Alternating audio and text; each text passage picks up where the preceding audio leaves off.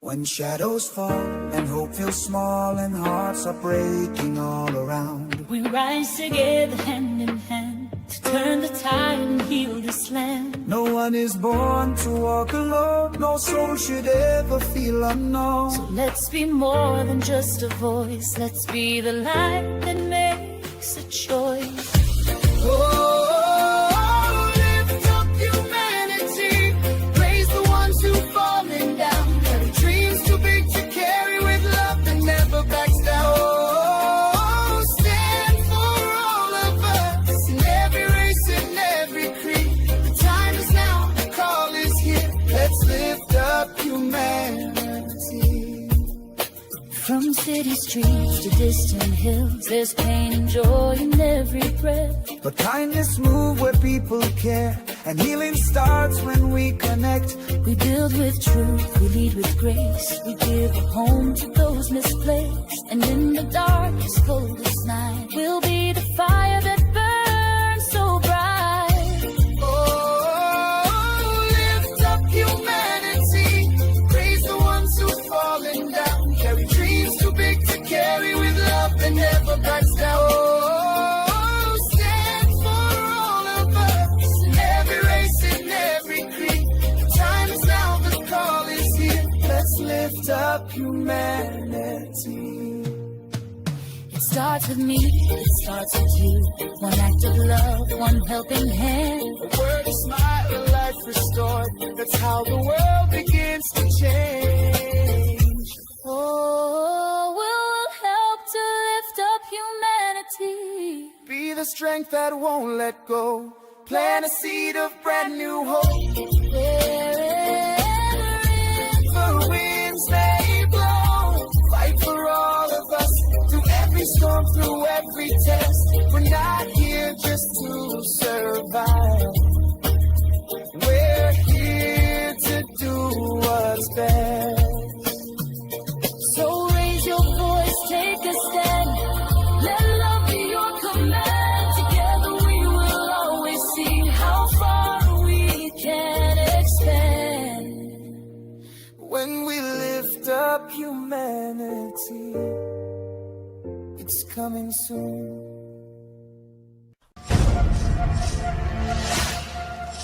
Karma's a bitch. Queen of Karma.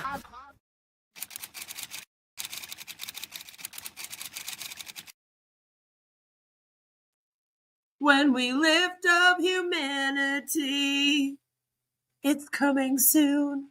That's my new favorite song. I like it. That was a good ending. I appreciate that ending. Hello, everyone. I hope that you're all having a fabulous, amazing day today. Today, we are going to be talking about the meeting that nobody asked for, or maybe they did ask for it. I just don't know if we asked for it to be like this. But we're going to be reacting to it today. I've had a lot of people asking me what my thoughts are on it. So I thought we would come on here and just react to it and have a little talk about how it's emotional manipulation and pretty exploitative. So that will be a great time. Jelly Snack is here. Good to see you, Jelly Snack. And Salami Nugget is here. And SEC Agent Dawson is here. And Mr. Level is here today. And I sorry if I said your name wrong. This Ash is very sick and low to be doing these people like this. Yes, I agree. So, Marty and Chris and Ash have had a meeting, finally. They have never all been in the same place at the same time. And so they got together. Marty is now at a rehab center. He was in the hospital. He was streaming from the hospital bed in his hospital gown. I thought that I would spare all of us that image. So I did not want to show that for many reasons. I think he should have a little bit of dignity and privacy. And even though ONPASSIVE won't give him that, I felt like someone needed to. So we haven't really been reacting to them much at all since that's all been going on, if you haven't really noticed. but it's kind of hard to ignore now. And at this point, Marty has been put into a rehab center, I guess, to recover. And now he is streaming, although he does have oxygen in. He appears to be doing better, at least better than he was when he was in the hospital. And so Chris had gone up to see him, just after Gina Leva went for her visit, and those pictures were posted. Chris went up, and Ash Mufareh met them there. And instead of like having a little meeting, maybe taking a few pictures, we have recorded a video and uploaded it on every single channel imaginable. There are so many different versions of this video being posted up. It's unbelievable. None of them are saying the same thing. As you can see in John White and Bill Must's version, after 6 years. There's 2 E's in that after, just saying, in the thumbnail there. So he says it's after 6 years. And then Julie posted up after 7 years, they finally met. So there was that. It's like they can't even stay on the same page when it comes to how many years, right? It's just kind of funny. And then also, Sherry posted up the video, and everyone is reposting up this video. The original video that went out, as you see, was quite long. And the reason for that is because they just played the video over and over and over and over again. It's only a few minutes long, but it's quite an interesting video. There's a lot to unpack in this video, believe it or not. It's quite the watch. Salami says, I'm not sure what his agenda is, except maybe making himself look good. I am interested in what your take is. Yes, we will definitely be getting to that. I know, it's ridiculous. It's like one of them says 6 years, the other one says 7 years. You know, no one can be on the same page. So I think that we should just watch the video that's being reposted on all of the channels. This is their meeting.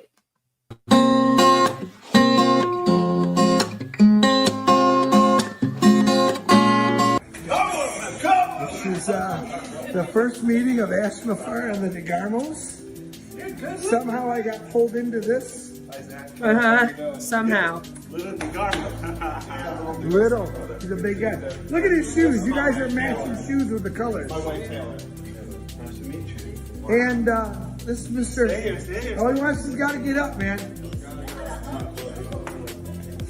So on the side here it says, for 7 years, John White, Bill Must, for 7 years, 3 souls connected through screens, their voices echoing across miles. Daily conversations sparked a bond deeper than distance, a shared vision to uplift, inspire, and care for others. Get your barf bags ready and fasten your cringe helmets. Do it. It's about to get very cringy. So there's a lot of kissing that's about to be going on. And then you're going to hear Chris suggest that Ash nibble at Marty's cheek. First time in 7 years. Don't squeeze me. 7 years. Bite his cheeks. Give him. There you go. There you go. First time meeting 7 years. You look even better. We're rocking out today. All right, sit back down, Mr. DeGarmo, please. All right, you go up. I'm sorry. Yeah, you guys caught that? Interesting. Yeah. That's amazing. You look amazing.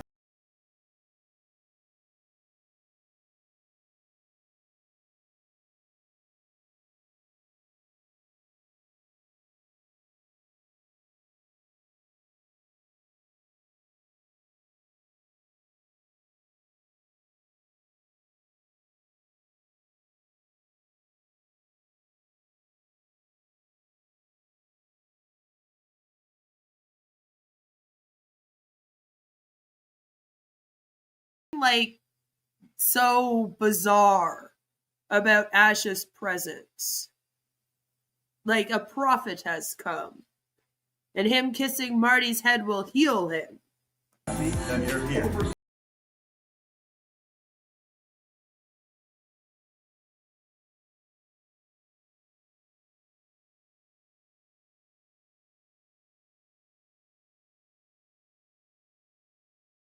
Came together, laughed together, and grew together.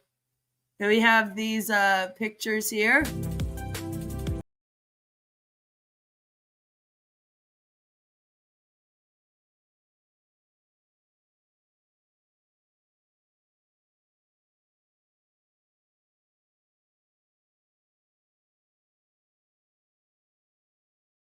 Acting like everything in ONPASSIVE was done just so that these three people could meet while Marty was in the rehab center recovering. It's a little bit weird. 7 years of fails. Yep. Wait till you hear Chris related Ash to literally Jesus Christ himself later. Finally just said F it, and he did it.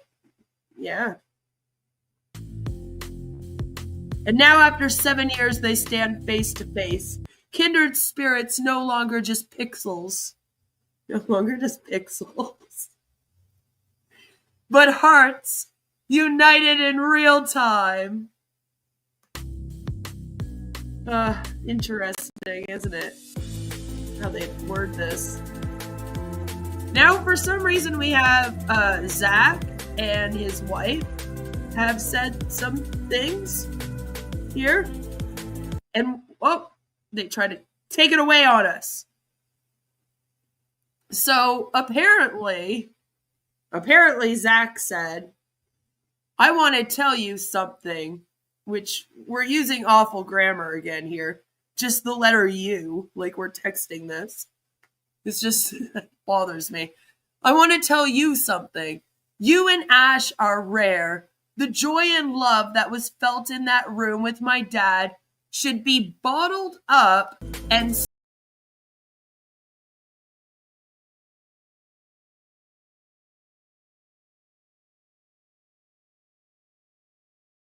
friends, but then watching you all interact was just something I can't explain. Just incredible people. Thanks for being such amazing friends to my dad. And suddenly it turns into this weird thing where now we're like worshiping Chris and Ash for being friends with Marty. In a really weird way, you know? Right? Kindred spirits meet at last, a journey from virtual connection to a moment that will last forever. It's kind of homework. Yeah, then it just keeps playing over and over and over again. It plays like 4 times in a row in the original posted video. You know? This is sad. It is sad. And like Marty still doesn't look well. You know? Julie created this video, if anyone is wondering. It is created by Julie, most likely. But it's very much written to Chris. The way that Zach worded that was to Chris. And it's very bizarre. Like, at the end, it becomes more about how great of friends they are to Marty for visiting him.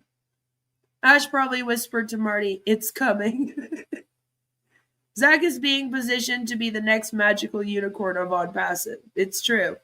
You know, just in case something happens to Marty. But it's just, the whole thing is just very, very weird. You know, it's a lot to take in, especially this part. First time meeting in 7 years. You look even better. We're rocking out today. A lot of All right, weirdness. sit back down. There you go. 7 years. Fight his cheeks. Give him.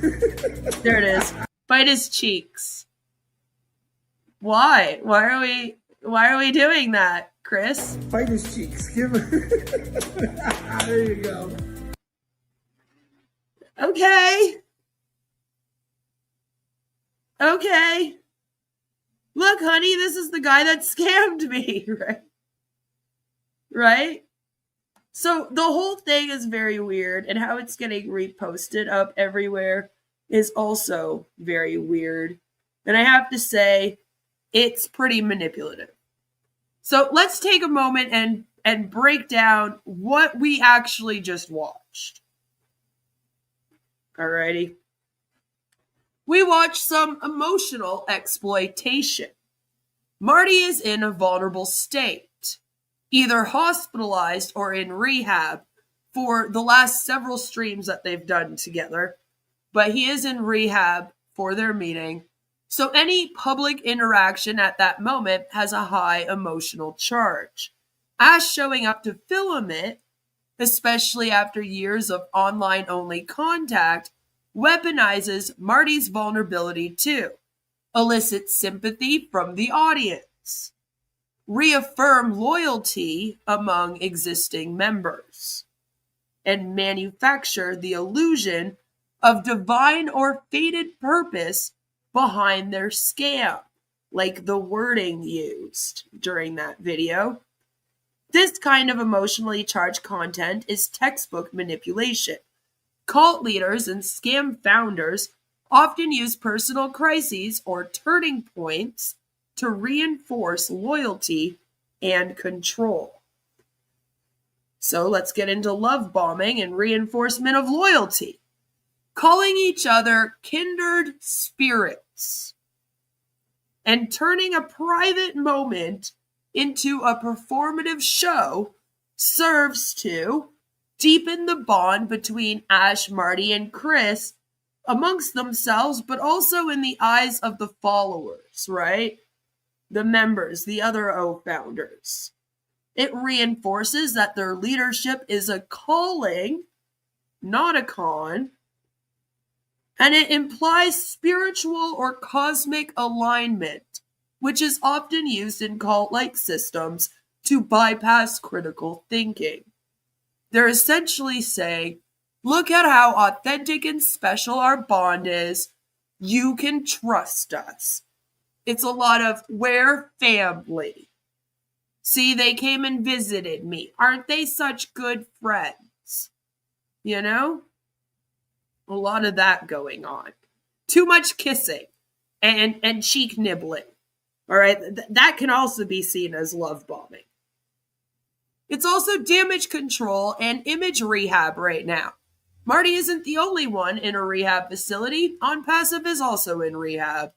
ONPASSIVE right now is in deep legal trouble, and morale in the community is wavering. This is why they keep flipping out about the Indian OFounders. They're starting to open their eyes. They're seeing what's going on here for real now. Publicly showcasing unity, loyalty, and long-term commitment is a strategic move. It distracts from the mounting legal and financial problems. You know, like, don't worry about your commission money that's owed. Don't worry about the SEC case. Look at this over here. We're meeting. Woohoo!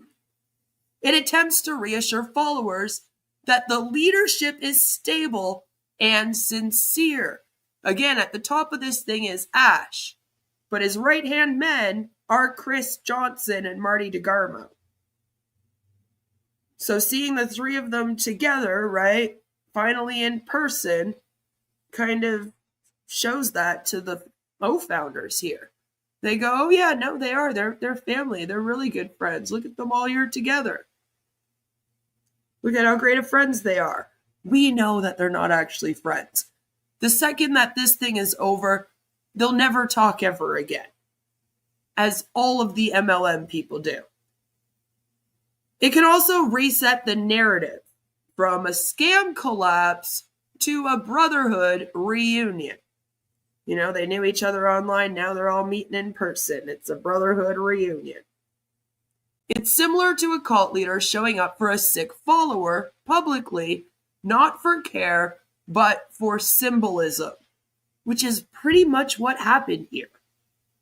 A cult leader showed up for his sick follower, made it very public, And I mean, does he care? You know, with everything that we know that's going on and how much he puts these guys under the bus, that's up for debate, I feel. There's also parasitic nostalgia and myth making. There's a really huge emphasis in this video about 7 years. The first meeting of Ash Mufareh and the DeGarmos, 7 years. 7 years. 7 years. 7 years. It's mentioned many, many times. It's on the screen. You know, they're all about the 7 years. Hello, Nani. Good to see you. And Stricardo. Marty has offered to be a surrogate mother for Ash and his wife if Ash has to go to Club Fed. That's nice of him. You know, but they're doing the whole 7 years, 7 years, 7 years. And the emphasis on the whole 7 years later adds an almost biblical or mythological narrative structure. It's manufactured nostalgia. We've been in this journey for 7 long years, and now we meet. It must mean something. And you saw the words and how it was being portrayed. They're really, really doing that.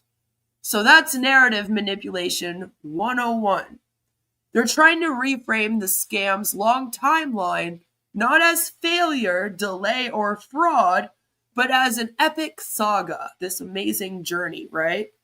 And that distracts from the money lost, the lies told, the broken promises, and also all the time and effort put into this thing, right?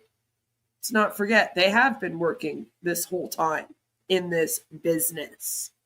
Even if it's just marketing and whatnot, going to webinars, you know, that's still doing something. It's also what we call community grooming.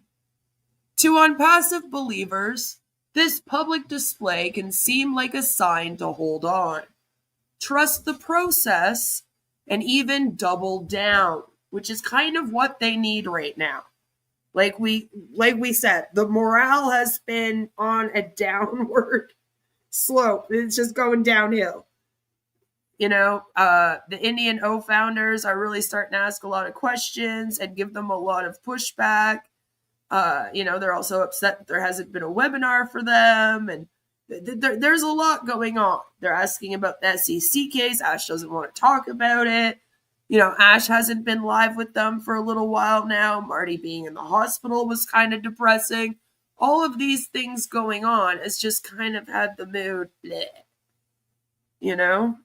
It's everything's in a standstill, you know, no products. They don't really have anything to do but do these webinars that are like, we're all loyal to Ash Mufareh and he's our savior. We'll save humanity. And we're all here to stand with Ash. It's just not really going anywhere, you know? So this meeting and how they're showing it to everyone just kind of gets people to go, oh, look. And it reignites that fire in them, if you will. And Ash showing up in person sends the message, see, he's real. He cares. This is more than business. It's family.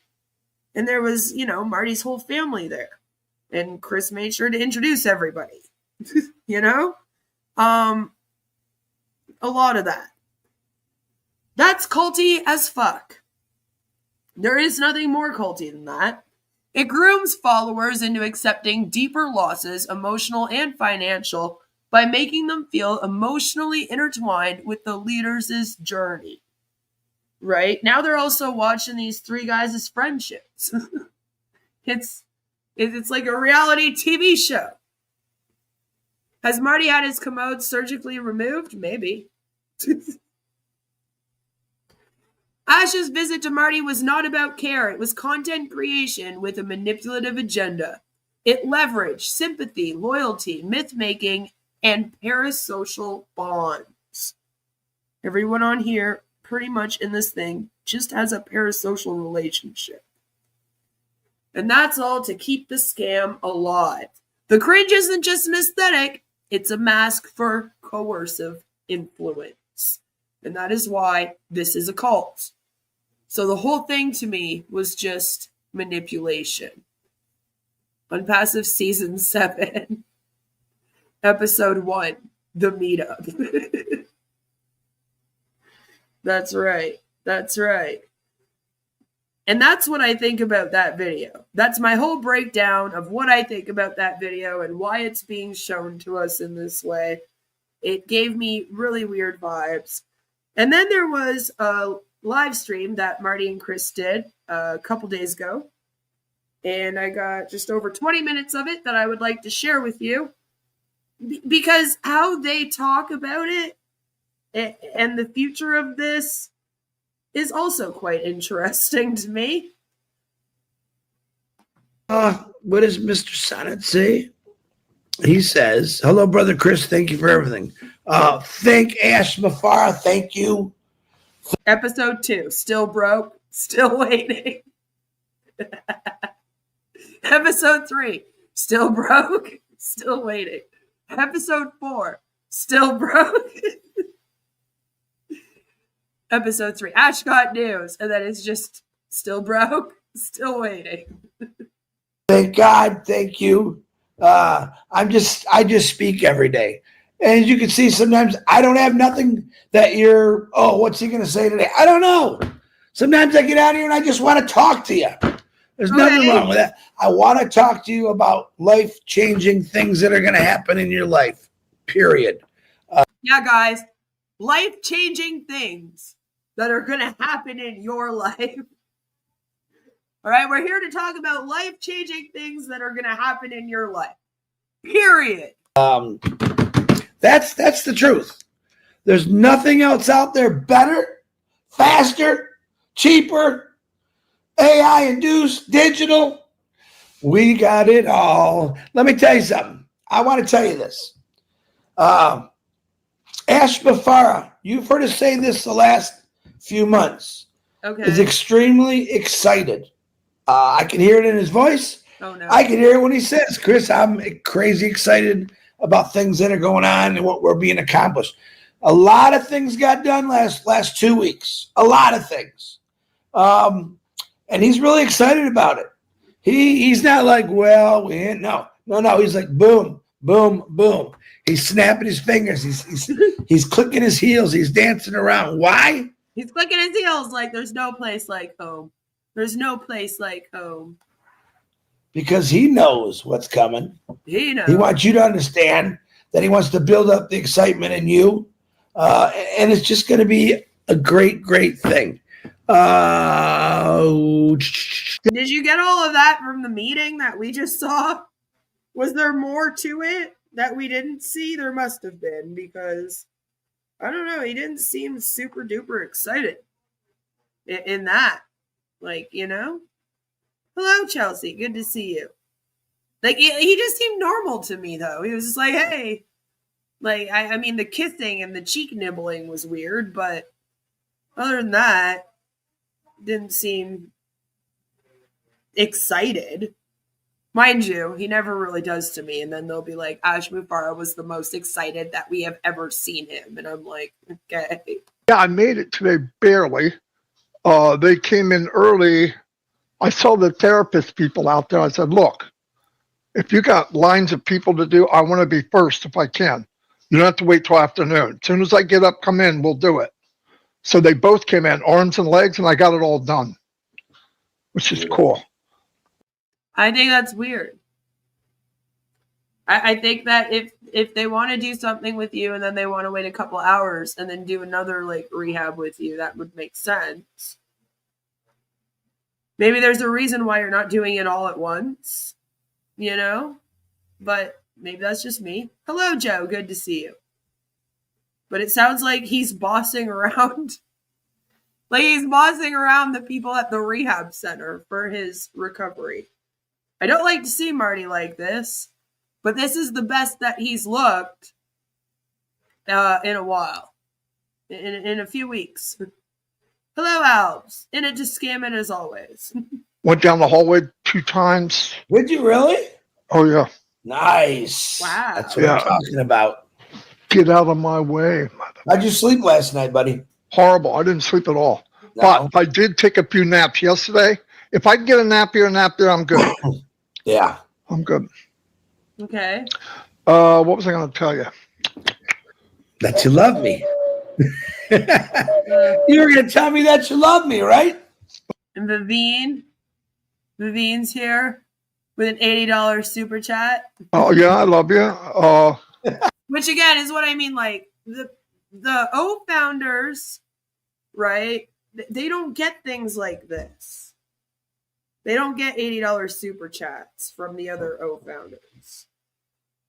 So these guys, they get a lot out of doing their content for OnPassive. But like nobody else gets it. Thanks for everything that you've done. Hello, Benny. Thank you. Anyway, yes, I was thinking about the crazy life that happened to me in the last 5 weeks.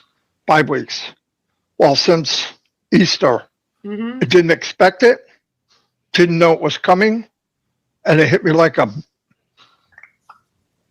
hammer, like a sledgehammer. Me, my life, my family, it just wiped me out. So I want to tell everybody, in life, we were never told when we were born everything's going to be easy, everything's going to work out okay. It's just going to be a wonderful place. To be fair, we all told you that the carnivore diet would be an awful idea. I'm just throwing that out there. Okay? It wasn't like you weren't messing around telling people not to go to a doctor and that you would quit going to the doctor. It's not like you told people that you would stop taking your medicine for diabetes. It's not like you did do all that though. So I mean, Marty, you gotta kind of realize that you haven't been taking good care of yourself. So this was going to happen eventually because you're not in the best health. Like you can't stop seeing your doctor and taking your medicine for diabetes and then just eating all red meat all the time. Like, yes, you will end up in the hospital from that. You know, like there are things you did that looking back now, you should kind of be like, well, I won't be doing that again. That was stupid of me. He's acting a little bit like life was normal. He was doing all the things he should have been doing. And then all of a sudden this happened, which would suck. All of this sucks. I don't want Marty to be in the hospital. That's awful.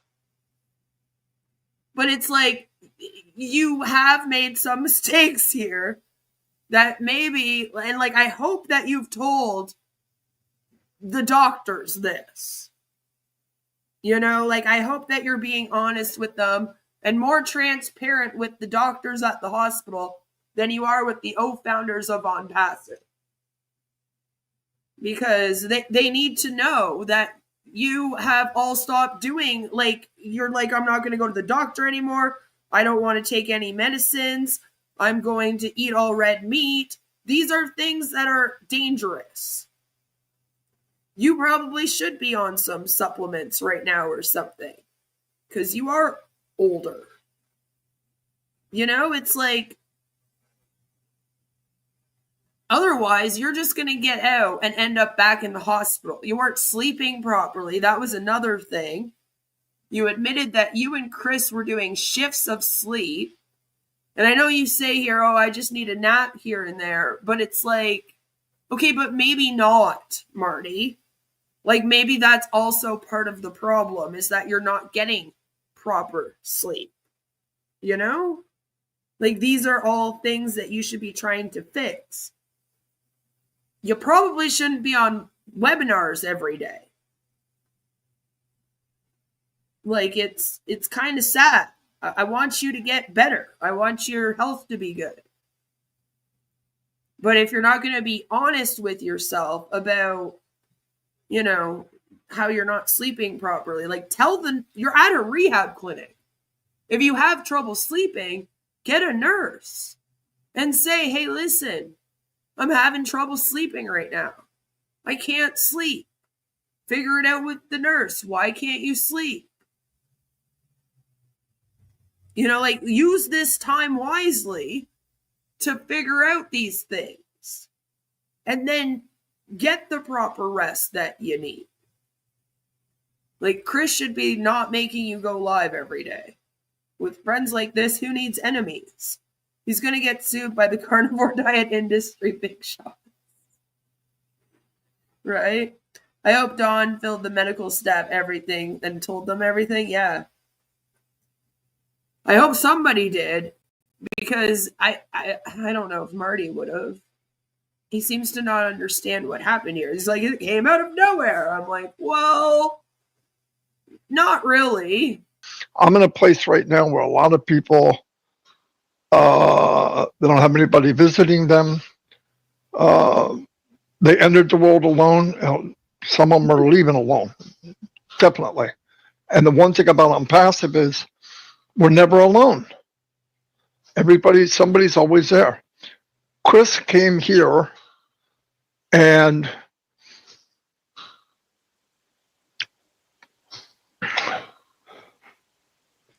okay, I hate to say it, but Marty, it took you going to the hospital for them to come.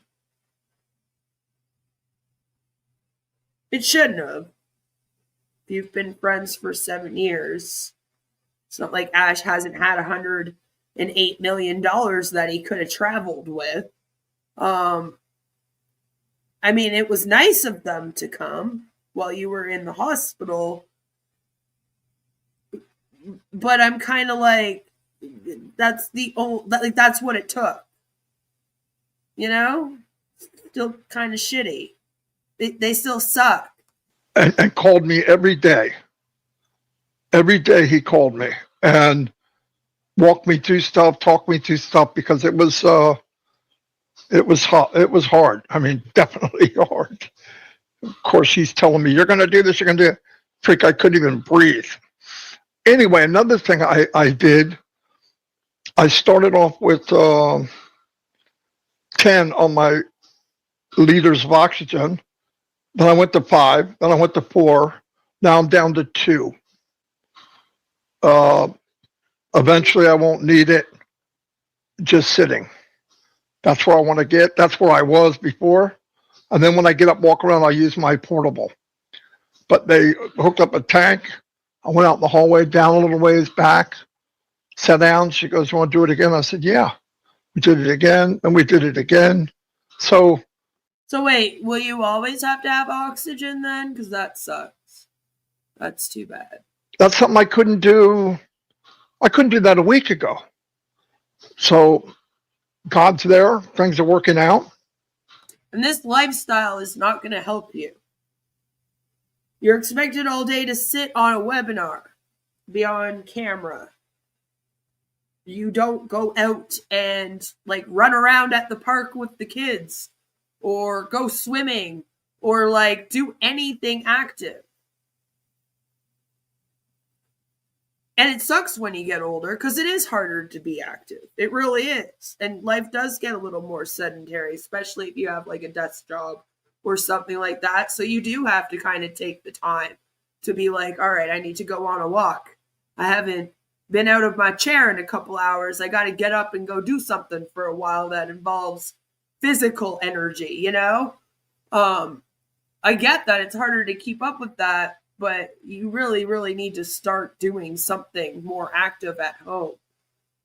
And unpassive is not a great thing for you. Like, I worry about you staying in this and getting better. I don't know if you'll be able to walk away from this. You have a very hard time not going live and not being plugged in, as you guys call it, 24/7. So it's like, are you going to be able to step away from the screen and go be active for a few hours a day to recover? I don't know. If you send me $97, I'll give you permission to touch yourself. Jesus Christ, Ricardo.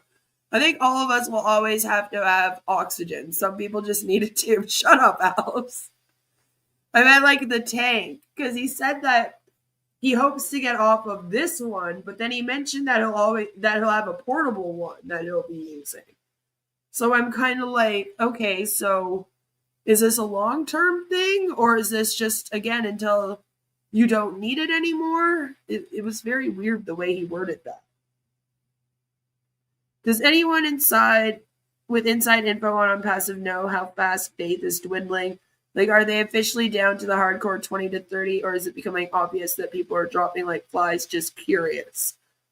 A lot of the people in India have been speaking out, and this is why they have been talking shit on India so much lately.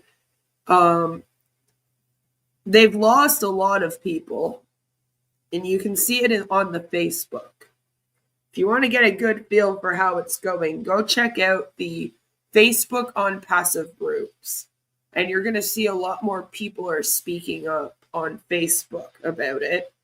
On here, you don't see it, because when someone comments something that they don't like, they have mods that delete it all right away. You know what I mean? So you can't really see it, but they've taken over some of the Facebook groups. You know, a lot of them have left and done other things now. Some of the groups that they do private messages in that we have eyes on have been completely transformed into new scam groups. And they aren't even on passive anymore. So we do know that a lot of them have moved on to other scams, which you can't save them all from all the scams, unfortunately. So there's some of that going on, and the views have been declining on their content. So that's kind of what we're going by right now to get a feel of how things are going. They have way more than their hardcore 20 to 30. It's way more than that. They still have thousands of people in this that believe in it. But they also have more people now than ever that have been leaving. I think people are starting to wake up because nothing is going on right now. Everything just kind of stopped. And I mean, now's a good time to wake up if there ever was one. Would you ever meet up with your ex-MLM cross lines and reach out to them? My ex-MLM people? Would I ever reach out to them?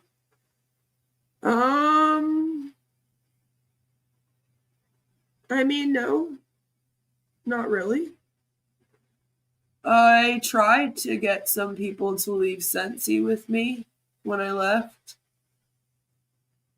The people that I did It Works with went on to do Modere, so they weren't in it anymore.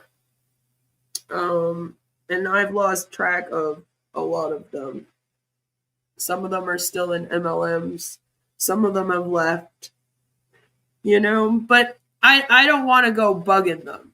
You know, I didn't get in this to go after the people that I was personally in MLMs with. That wasn't the point at all for me to speak out. It was speaking out about the industry. And I feel like most of the people that I was in the MLMs with, that I had any contact with, they were as much victims of it as I was. I didn't have contact with too many people that were too close to the top, so. Susie is hoping to give Marty a medbed bath. Maybe. He has literally killed himself 80% of the way via devoting all his time and energy helping Ash to keep all his moronic grifts going. Pretty much. And that's what I mean. Will he be able to walk away? Will he be able to not go live and listen to his body if he's not feeling up for it? If he can't sleep here, can he sleep at home? Because it didn't sound like it. I watch a lot of posts. I see a lot of people. It seems like we're in two different atmospheres. We're in two different hemispheres. Here it We're on is. the people that hope and believe and are ready to go forward. And then we got people that have nothing but rear view mirrors. They're looking in the past. What do I get? What am I got coming? Listen, this entitlement thing, get it out of your head. I mean, you might have commissions coming if you go look in your back office. If you don't have commissions there, you don't have anything coming. And even if you do there, let's remember what happened to that money. I believe. We all know. Do I believe one day it'll be cleared out? Yeah. But you can't focus on that if you want to go forward. Do you all know? Do you know what happened to the money? Because you kind of alluded that it was stolen. Okay. Then he said the SEC was going to get it back, which the investigation in Dubai and the money being frozen by the UAE bank has nothing to do with the U.S. Securities and Exchange Commission.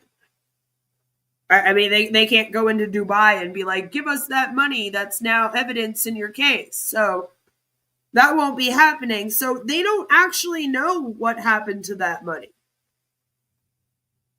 You guys haven't actually told them the whole story of that. So you can't sit here and be like, we all know what happened to it. No, you alluded it was stolen. And then you said the SEC was going to get it back. Ash even went as far as to say it would be real soon that was going to happen within the next couple weeks. And then you stopped talking about it. So of course people are sitting here now going, well, I thought the SEC was going to get us our commissions. Where's our commissions? So no, you can't then turn around and be like, well, you guys all know what happened to that money. Like, Lord, what do you mean? No, tell them. Tell them. And I have a very, very hard time believing. I have a very hard time believing that a bunch of money laundering was going on at the Dubai office with Mohammed Kamal and all this commission money, and Ash just had no clue. He just, la la la la la, I don't know what's going on over there. I find that very hard to believe. And I might have to question any police or, FBI or whatever agents that end up looking into this, if they just are like, yeah, no, Ash didn't know anything. All right. I'll have to question them because I just can't believe that myself. I have a hard time believing that would have happened and that Ash would have had no clue any of it was going on. It's just, I don't know. You can't really convince me of that.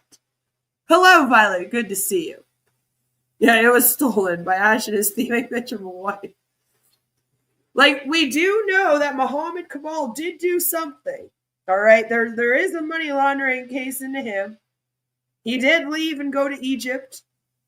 All right? He was setting it up with the new office that was supposed to be in Egypt. That was also going to be his. So he fled. We know that. We know the money's frozen in the accounts. They froze all of those accounts that belong to the ONPASSIVE Technologies LLC. So we know that all happened.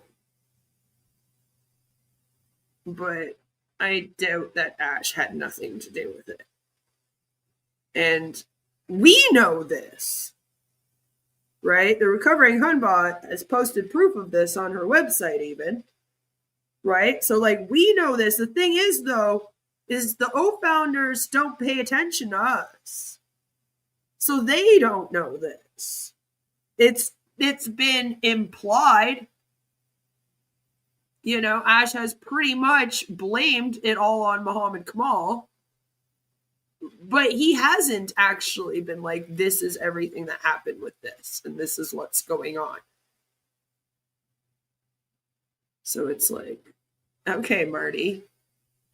Sure, but they're still going to ask Ash about it. Thank God Mr. Mufareh did do or die. What did he mean by that? No matter what happened to the company, no matter what happened internally, externally, and everything you could imagine did happen, I'm living vicariously through the company because whatever happened to the company, It happened to me.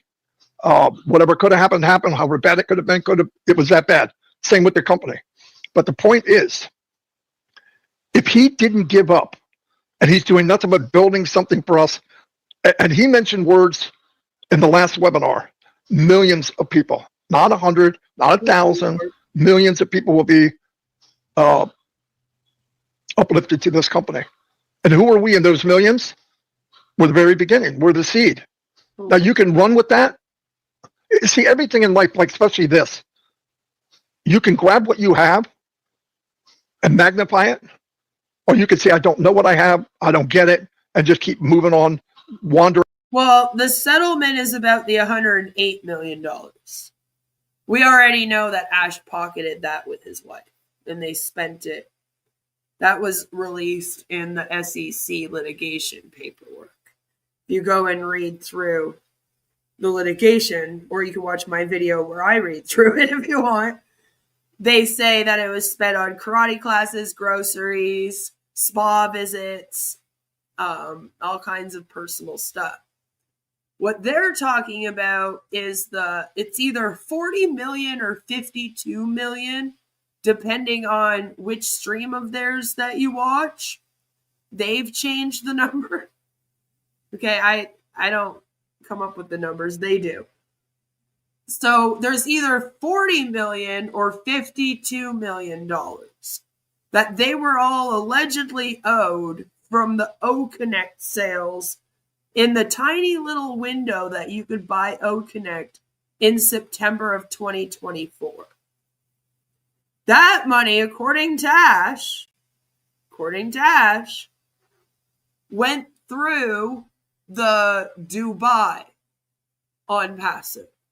We also have some confirmation that yes, the money was being handled by the Dubai ONPASSIVE.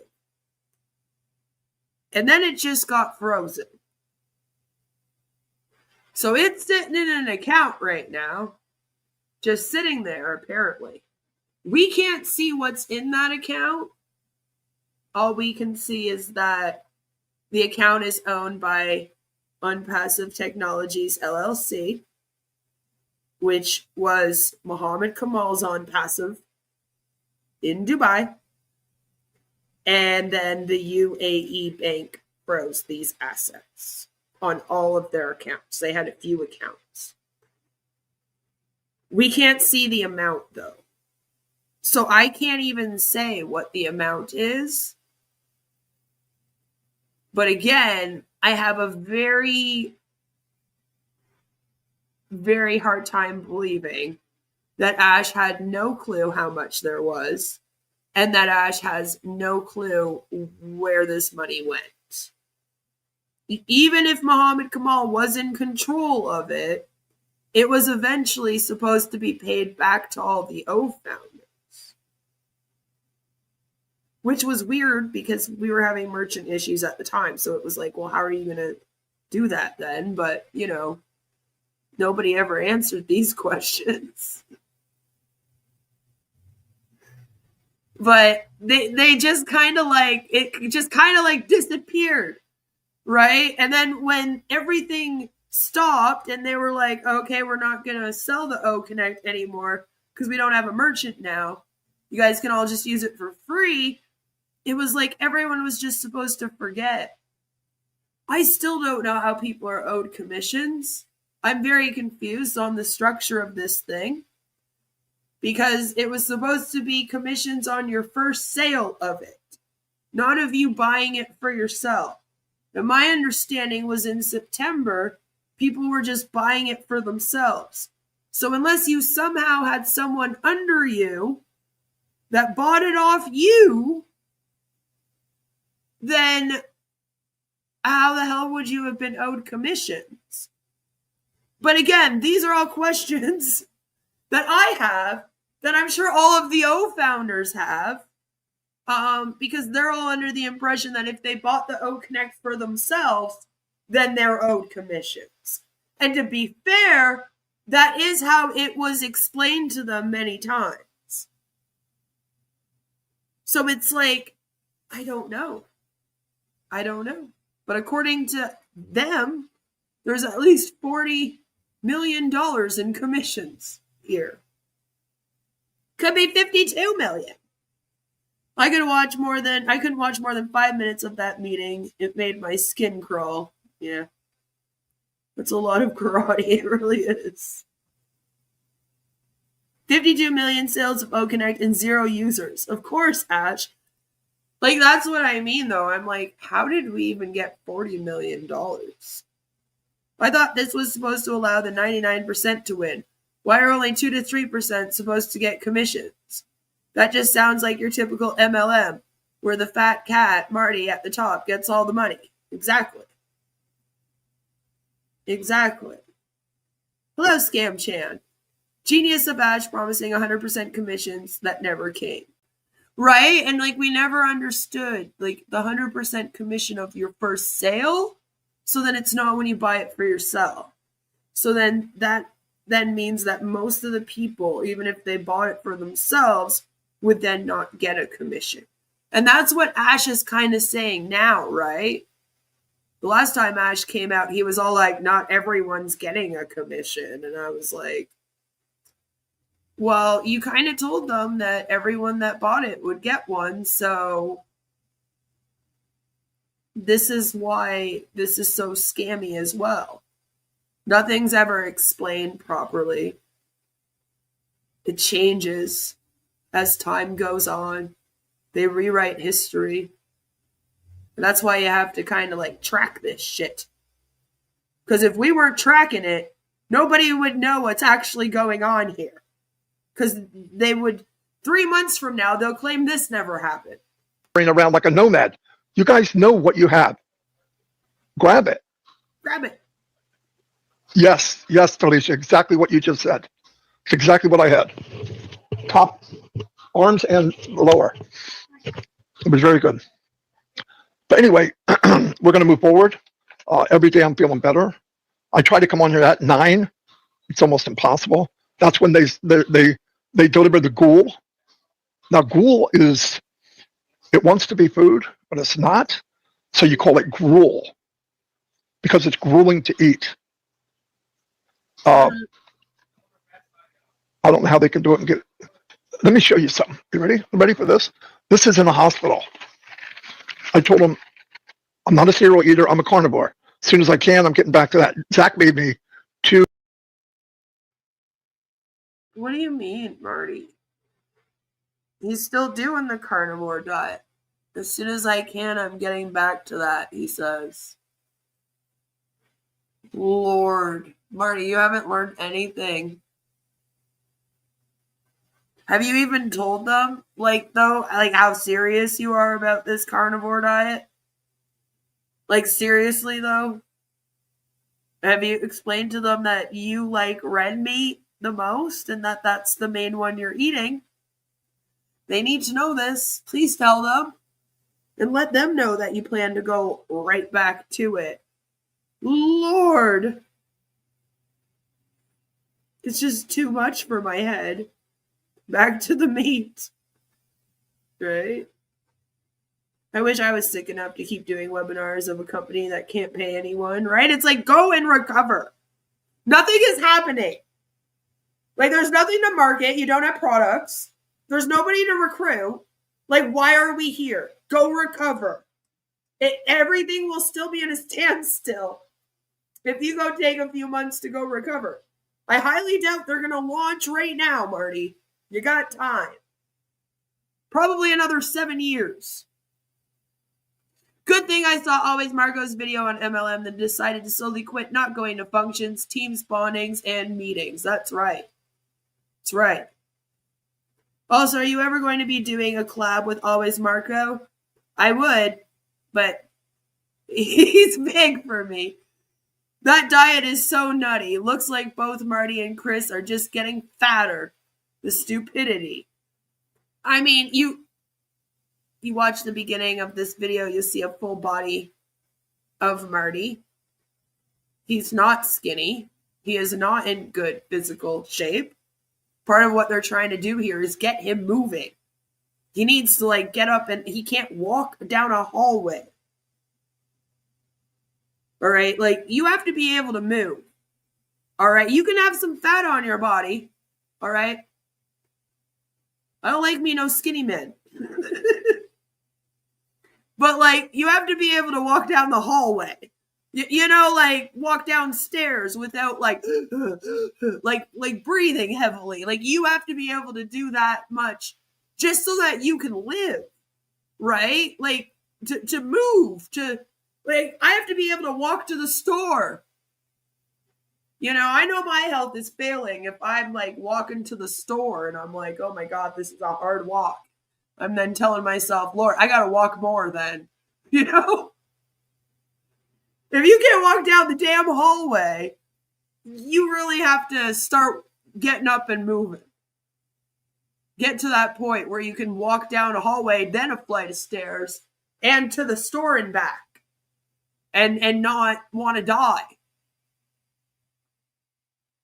Like, I've only been overweight when I had my daughter. I went up to like 295. I was 113 pounds when I got married. And I went up to 295 with my pregnancy. And it took me a couple years to lose that weight afterwards, mainly because the doctors and everyone was like, don't do it too quickly. And like, I remember feeling like shit.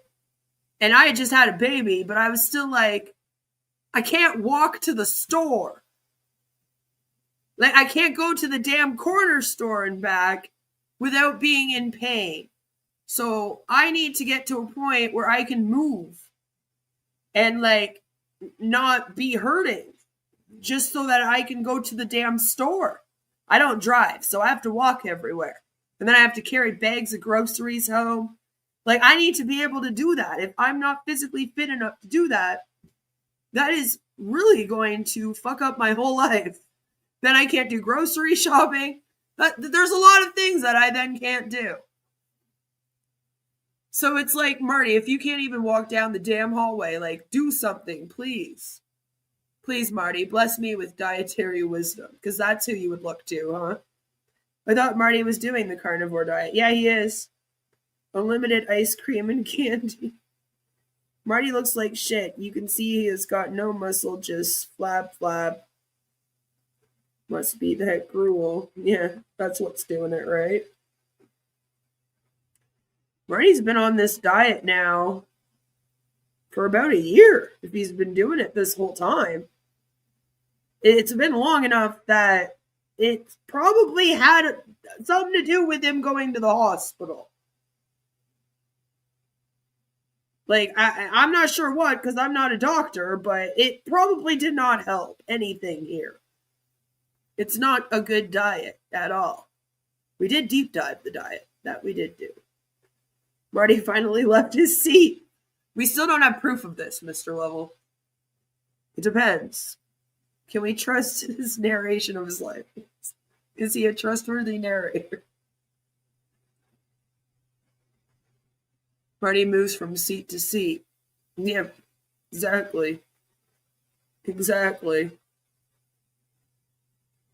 Marty looked like Darth Vader when they removed his helmet. Yeah, with his hat off, he looks 20 years older. This is true. In Amway, they say buy products and make us go to meetings where we learn about the products over and over again.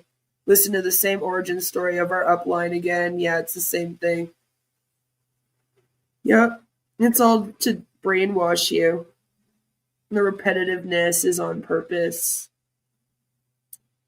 And they really like the why stories. Like, why did you join? How did we change your life after you joined? Tell that story 500 times. Over and over and over again. And that's what these guys do too. All of the MLM companies got their models from Amway, which got its model from Scientology. So everything is very much like that. Yeah, basically Amway and Scientology runs the whole United States. Just Apparently, we're not ready to talk about that yet. Hopefully soon. I've been talking about it for a while, but I keep getting in trouble. But I'm telling you, Amway is what a lot of the MLMs kind of copy off of. You know, the way that they do everything. And it's all based off of the way that people got people recruited into Scientology and how they keep people working around the clock in that cult and moving up in levels in that cult. It's all very much based off of all the same sort of thing. Goes all the way back a few decades ago. So great fun to deep dive. The Sale of the American Dream. I am Ash Mufareh, and I am a little boy with a dream to take your money. I got criticized for saying this is a cult, and they say to me they are admiring and appreciating them for helping others. Mm-hmm. Yeah, that's what they're all doing. They're all helping everyone else. They're all saving humanity. Humanity has never been saved. We have over 1 million of these MLMs here. All of them claim to be helping save the world and all of humanity. Yet for some reason, humanity still hasn't been saved in the 70 years that these things have been going for. So I think we're doing it wrong, guys. We might want to look at this whole thing over again. You know, maybe this is not the way that anyone should be working for a living or saving humanity. Maybe we should make these illegal because they're pyramid schemes that are commercial cults. They're cults. They're cults. They're cults that are not protected by religion. So we can't actually rid them. What are we waiting for? I don't know. Why won't the FBI go and raid Scientology centers? I don't know. Okay? Sometimes I just want to call up the FBI and go, what the fuck are you doing? Why aren't you doing your jobs? Do we need another Jonestown to happen for you to fucking do something? But I'm just this little anti-MLM creator in Canada who speaks out about culty behavior. You know, can't do a lot. Just from my little corner here. Sweet Goth is with me, also screaming into the void. She probably also gets angry sometimes and wants us to call up the FBI and be like, what are you doing? You know, we all feel that way. Save humanity from the jobs that actually pay people. Because that's the thing, right? All the MLMs will be like, well, your job is also a pyramid. Yeah, but I actually get a paycheck. Okay? And if they don't pay me good wages, I can go to a labor board and I can say this job is not paying me good wages. And they get in trouble for stepping on my human rights to make at least minimum wage at a job. These things are making you work for under minimum wage. And they aren't really being regulated by anything like a labor board. So when your money gets stolen in them, you tend to be shit out of luck. You might be able to get like the FTC or the SEC or something to go after them. But why are we having people working in an entire industry and then they're not, like, there's no one for them to go to when they get fucked over? Why is this the only industry in business and in the working world that doesn't have unions, that doesn't have a labor board, and that doesn't have to answer to anyone other than maybe a DSA, which is just as corrupt as all of them are?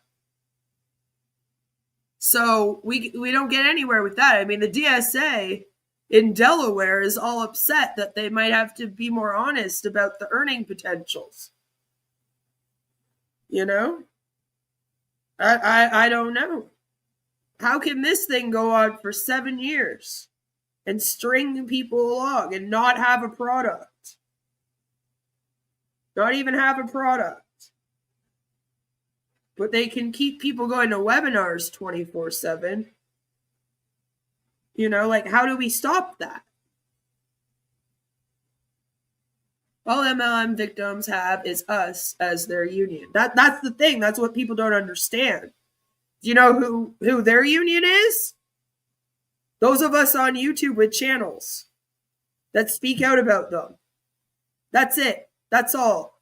We're also the ones that are writing the government and saying, change these laws. So if it wasn't for us, then it would be even worse. We've changed laws. So it's like, but that's all we can do is try to, you know, do that. And even that's hard.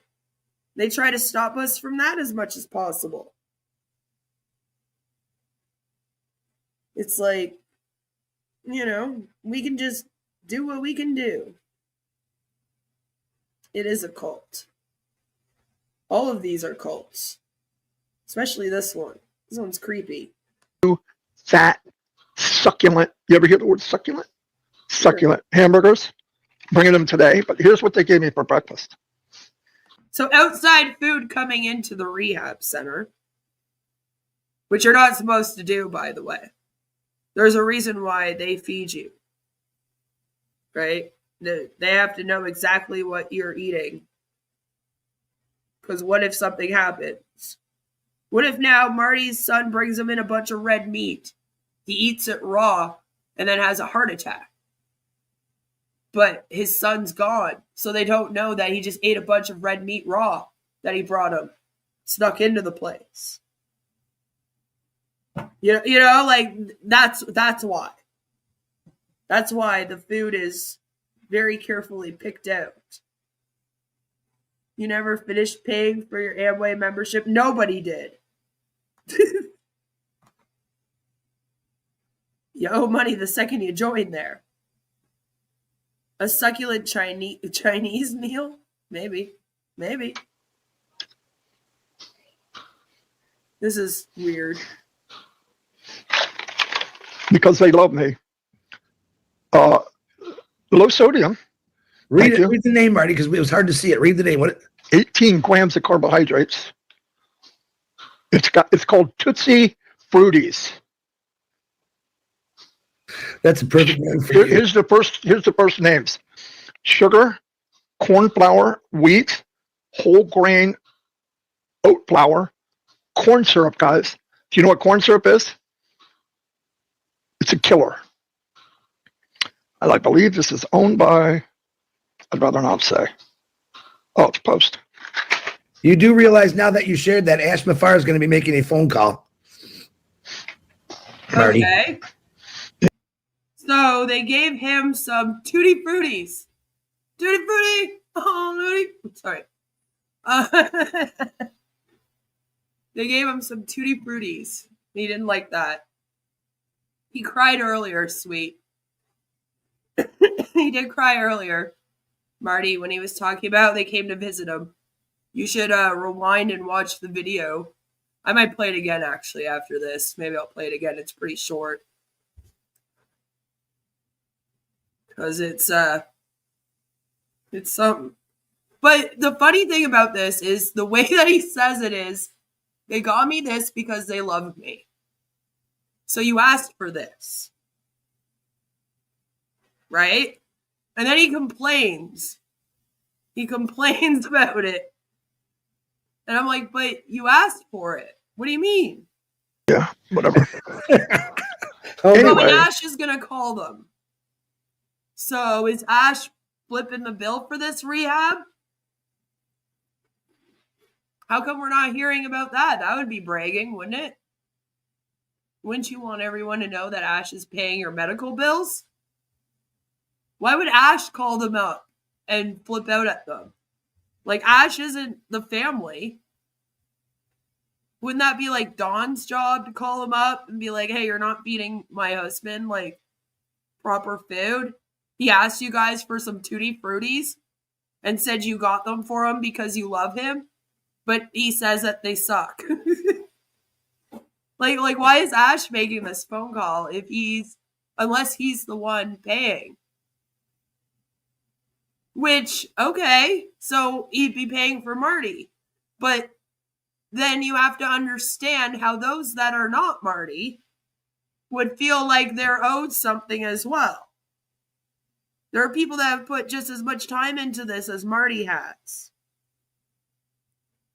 So if you're like an OFounder and you're watching this, you're probably thinking, well, if Ash can do that for him, how come Ash can't pay my rent for a month? You know, why does he get special treatment? Because to them, it will look like special treatment, which you get at the top of the pyramid, I guess, right? It just doesn't look good. You'll have to use skim milk. Ask Marty what he was eating before his diet. Yeah, really. We should probably know what Marty's been eating for the past few years. You know? Really. Ash Mufareh tried to pay for Amy Winehouse's rehab, and she said, no, no, no. Lord. We're about to have some fun. Like I said, when this goes, I'm going 100%. And I'm going to, whoever wants to go with me and Chris and Mike and Dan, and let's go. Let's have fun. Big John White, how you doing? Keep it high and tight. They want to keep it hustling. Yeah, you're right, John. John and Bill are making these new videos where it does English and then Hindi, like one sentence. It's pretty good, actually. I really like it, actually. I want everybody, John, and listen. Yeah, and this ONPASSIVE scam, they haven't even gotten that far yet.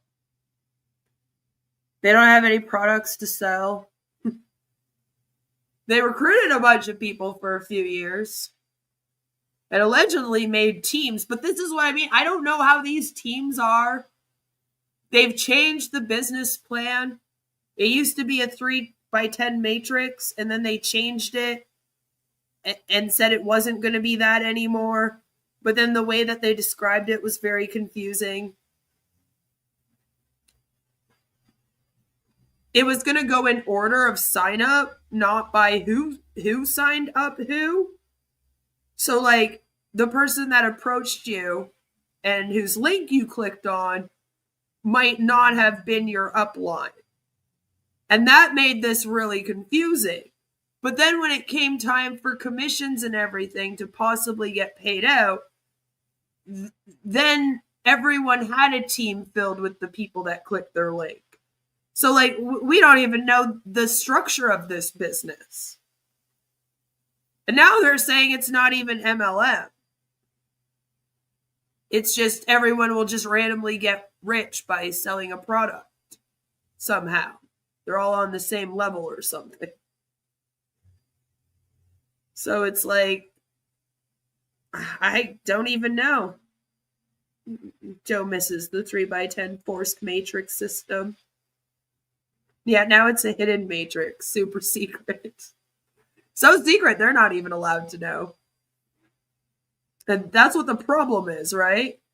We have all these people signed up for this business, and they're willing to sell whatever Ash gives them.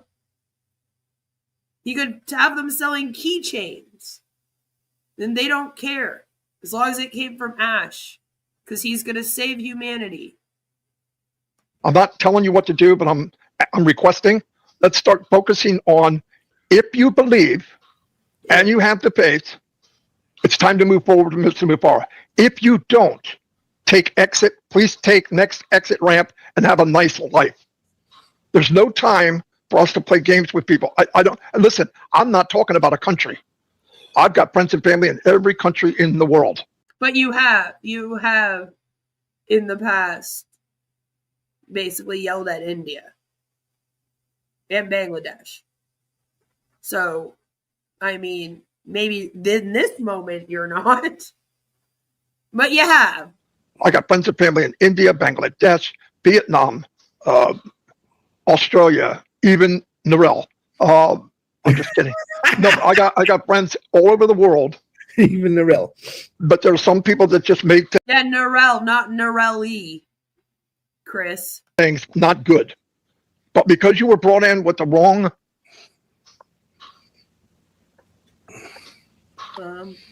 some people were brought in with the wrong picture of this company, doesn't mean you can't change that picture. But if you What is that? Some people were brought in with the wrong picture of this company. We don't even have a clear picture of what the company is right now. So technically, everybody was brought in with the wrong picture of this company because it's not at all what it was at the start. At the start, this was just a marketing business. There was no AI or anything. So, what the fuck, Marty? What do you mean? refuse to change the picture, like if I told you, hey, get in, you're going to make 90,000 a month, blah, blah, blah, and I told you that back in 2019, and you still believe that, that's your problem. I don't care what person might have told you that, they're wrong. You already know they're wrong. But okay, but that's the thing though, is that you've changed it since then, right? So it's like, this is the problem with this. This is why people shouldn't ever join something and pay for a membership into a pyramid for a business when they don't even know the business structure or what they're going to be selling or etc. Like now you're all mad at them because they don't know what's going on, so they're holding on to what they did know from the past. And it's like, you guys leave all of the marketing material up. So usually if a company posts up marketing for something, and then that changes, the company will take down the old marketing and post up new stuff. You don't do that. So people often post up old videos of you guys and they'll be like, oh, this is the company. But that's as much your fault as it is their fault at this point. If no one knows anything, they're basically going to just make guesses. Did he say brought in or born into? Neither one makes sense. Yeah, brought in. I thought he was going to say that people were brought in by someone bad, and then he was going to kind of address the Dubai group and allude, like, oh, well, you guys were brought in by Mohammed Kamal. And, you know, he stole a bunch of money from us. So now you might have a negative view of this. But then he didn't go there with it. So, yeah. It just didn't make any sense. They all bought in for 97 US. Hello, scary old internet lady. Is Marty still in the hospital? Oh dear. He's in a rehab facility now that Ash may or may not be paying for. Can they rehab Marty's brain, or is he too far gone? Might be too far gone. Just an ice wall with penguins. Amway recruiters telling candidates, don't search it up, there's negative information, and we are telling the truth. And that's what these guys do too, right? They even say that Google is a search engine, not a truth engine. Real quote from them. Replay the glitch where Ash said ONPASSIVE was broke since 2022. Yeah, he did say that. You joined in 2019 and believed what we said? That's your problem, pretty much. Right? That's what they're doing here. And they're like, why do you still believe that now? Well, why has so much fucking changed since then? Like, really, though? But you just, some people keep asking the same question like it's going to change the answer. Well, I think they're hoping you're going to have an answer for them eventually. Again, Ash made it sound like these commissions were getting...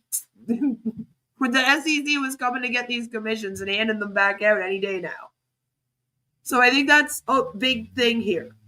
People are asking where their commissions are.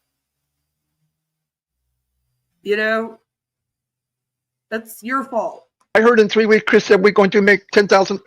He never said it. Now, he likes to go back and tell you he never said it. He never said it. So just let it go. And what he's been doing is deleting things. I'm just going to start deleting people that ask me questions that they should know better. Wow. Like Bill and John doing different languages. Great. OTech pros. Everybody's talking the truth. Let's just tell the truth. Anyway, I'm happy to be here. I can't wait to shout off. Okay, but what is the truth right now? What is the truth right now? That there is no business? That you're waiting to see if you're settling with the SEC or if they're still taking you to court? And until you know that information, nothing is happening? Because I don't think anyone's going to make videos saying that. Like they make the Bill Must videos going, it's coming soon. Right? Like, no one's going to be saying that in their marketing materials. Nothing good is going on right now for them to be spreading around. They don't want to tell the truth right now. The truth is not good. Truth! You can't handle the truth! Wow, ask questions, suffer, and be blocked. Pretty much. Which is just, that's ridiculous. Let's answer the questions then. See, maybe the questions keep getting asked because you never answer them. If you would just fucking answer them, people would stop asking. They'd have the answer. Gotta sprinkle the racism in there. They always do. The truth is like a social construct. Man, who are we to question? Right? On the rooftops, not a whole lot I can do from here, but I'm doing a lot. I'm feeling better. I would never be able to do this a week ago, 5 days ago.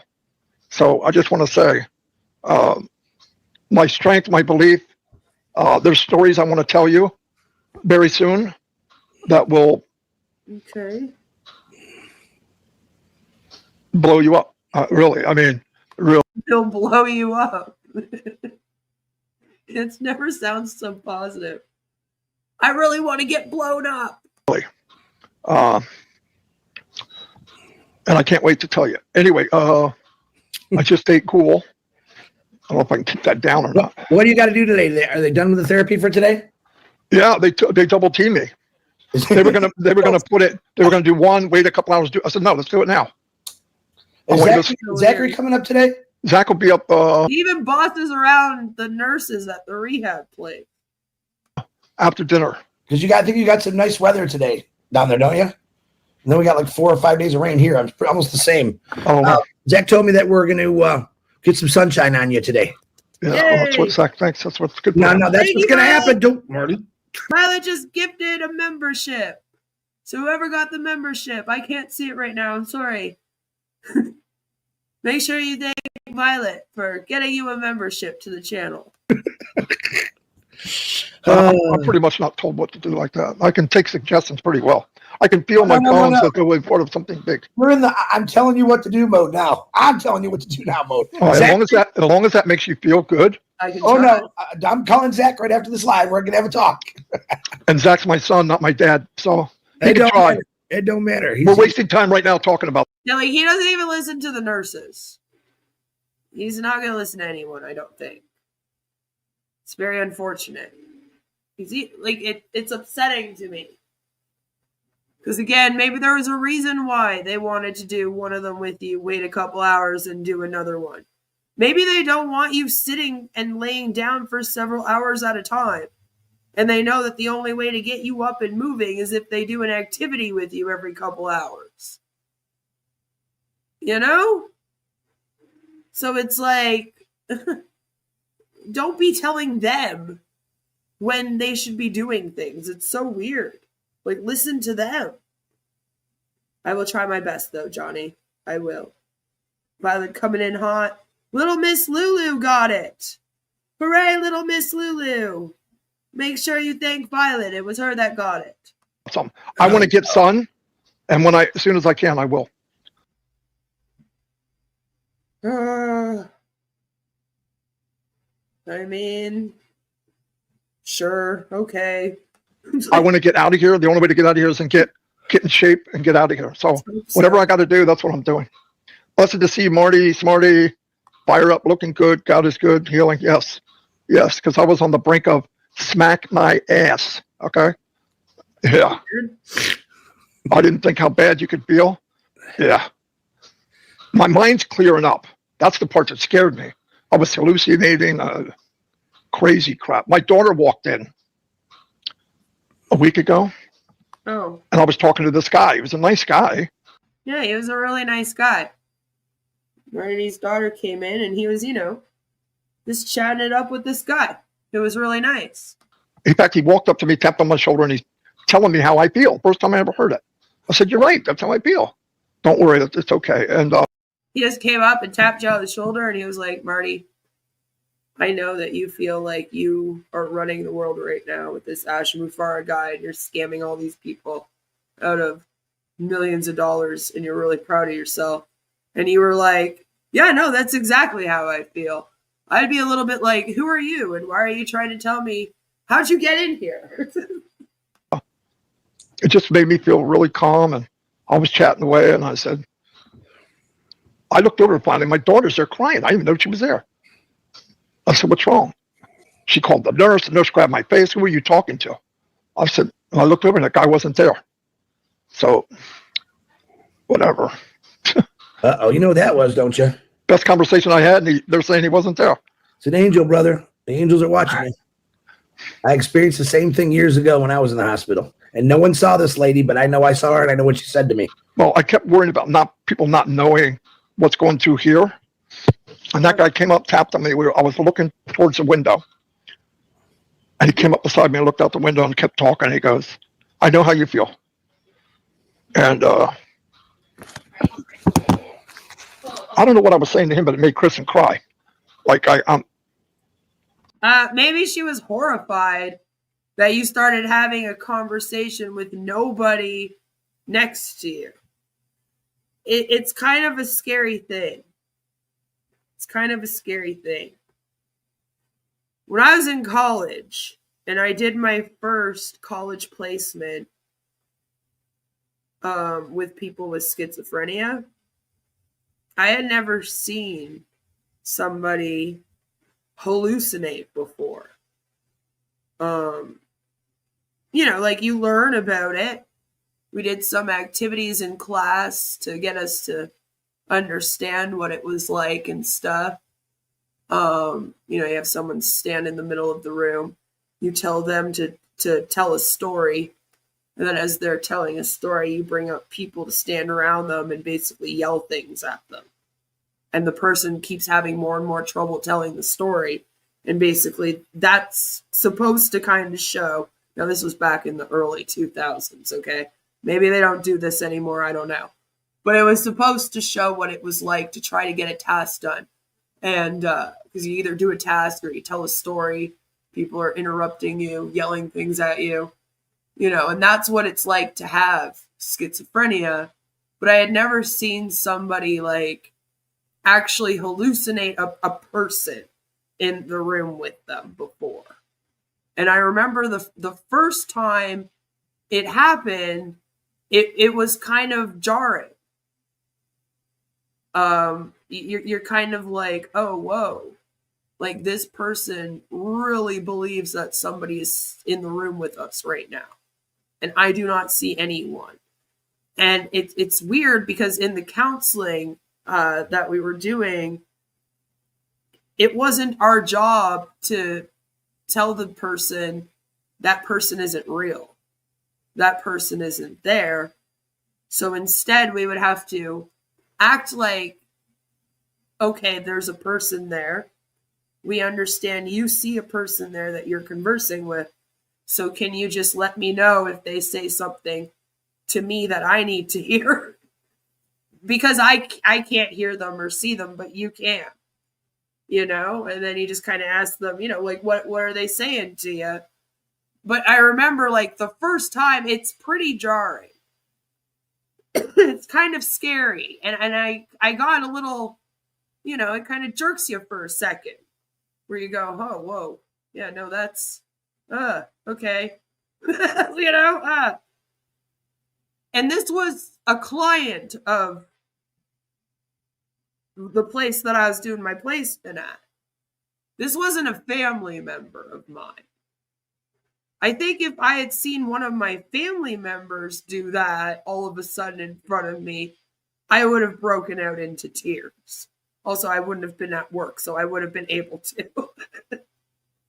A placement in college is where you work at the job, but you don't get paid for it. It's great. It's free labor. But you do schooling with it. But I imagine that the reason why she was crying, Marty, is because it's a horrifying thing to experience. Especially if it's like your granddad or your dad, that like someone that you're really close to and care about, you know, just start hallucinating in front of you, having a conversation with someone that is not there, right? That's horrifying, especially when you know they're also having health issues. So now you're really like, oh my God, what is wrong with this person? Like, what are they, like, are they about to die? Like, what is happening? You know, and I do have to say, if you are a believer in God, some people do think that right before they pass away, an angel does come to them, usually someone that passed on before they are passing, and brings them towards the light. And so if you are a believer in that kind of thing, you have a family member that's ill and they're in the hospital, and then they start talking to someone that's not there, you might go, oh my God, is this it? That might be your reaction, because that's what you're going to take that as, that's what you're going to think is happening. And it's kind of funny because then you two, in talking about it, Marty and Chris here, they go, it was an angel. An angel came to visit you. So now we have angels talking to these guys when they're sick. And Mufareh was sent from God. So there's a lot of biblical stuff happening here. You know? I'm just saying. Angels hang around hospitals, folks. And if you do believe that, that's what you would think. You would be like, oh my God, is the angel coming to get him? That's when the SDC was deposing him. That's right. Yeah, she thinks Marty is exciting. The bar's pretty low, huh? I don't want to go, but I'm ready to go and all that. I don't remember saying that. But anyway, so I got up there and went over to her, and she's got my wife there. They're both crying. I said, what the frick are you guys crying about? Who are you talking to? And I went, this guy. And he wasn't there. Was he here? Did you guys see him walk out? No. He was just here. I was talking to him clear as a bell. Marty, nobody was there. So, oh, shoot. That happened to me before. I'm going to tell you a story. I hope I don't bore you guys. God is working with me so close, it's unbelievable. I hope that they did give you a brain scan after that. You could have something going on that's hitting your hippocampus, and then it could be making you hallucinate. I'm just saying. That can happen sometimes. People have hallucinated with tumors before, and it plays out very much like somebody that just got schizophrenia. That's how it plays out.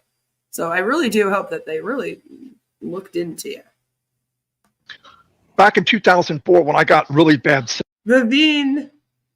Yeah, it's Vivine, not Dr. Confusing because it is Vivine Benny. They might be related. I went to the hospital, 59% oxygen. They hauled me in. I was in 3 days, don't remember 2 of them. Hallucinated bad. Anyway, I got in. I'm in my room. See, that scares me, though, that he says, like, lack of oxygen, hallucinating bad, because then I'm like, so was there a lack of oxygen to your brain that made you hallucinate? Because that's not good. They need to really, like, look into that a little further then. And then all of a sudden I'm in an elevator. And I could hear voices. And the elevator had me up at the top. The door opened. And there was kind of an argument of, he doesn't belong here yet. And I didn't have a say, by the way. It didn't matter what. Yeah, he's right. I don't belong here yet. Yeah, you belong down. They meant to take you down to hell. They went the wrong way. Oh, there's Zach. what a big help he was, guys. He was my guardian angel. I mean it. And the one thing that's going to be happening now, I guess, is Zach is going to be around here more. Zach is all into ONPASSIVE now, too. They are pretty much training him up to be Marty DeGarmo 2.0. Getting closer to my son in my whole life this last couple of weeks. And we're going to keep it that way. I found out not only is he a great guy, some of the stuff he wrote, he's going to get closer into this company. And guys, if you meet Zach, it's me 25 years ago. Seriously. But much better looking. But way better looking. Much better looking. Much funnier. He is But anyway, funny. He's a funny guy. but here's what happened. I am glad that they are going to be close now. They weren't close before this. You know? Family's good. I forgot what I was saying.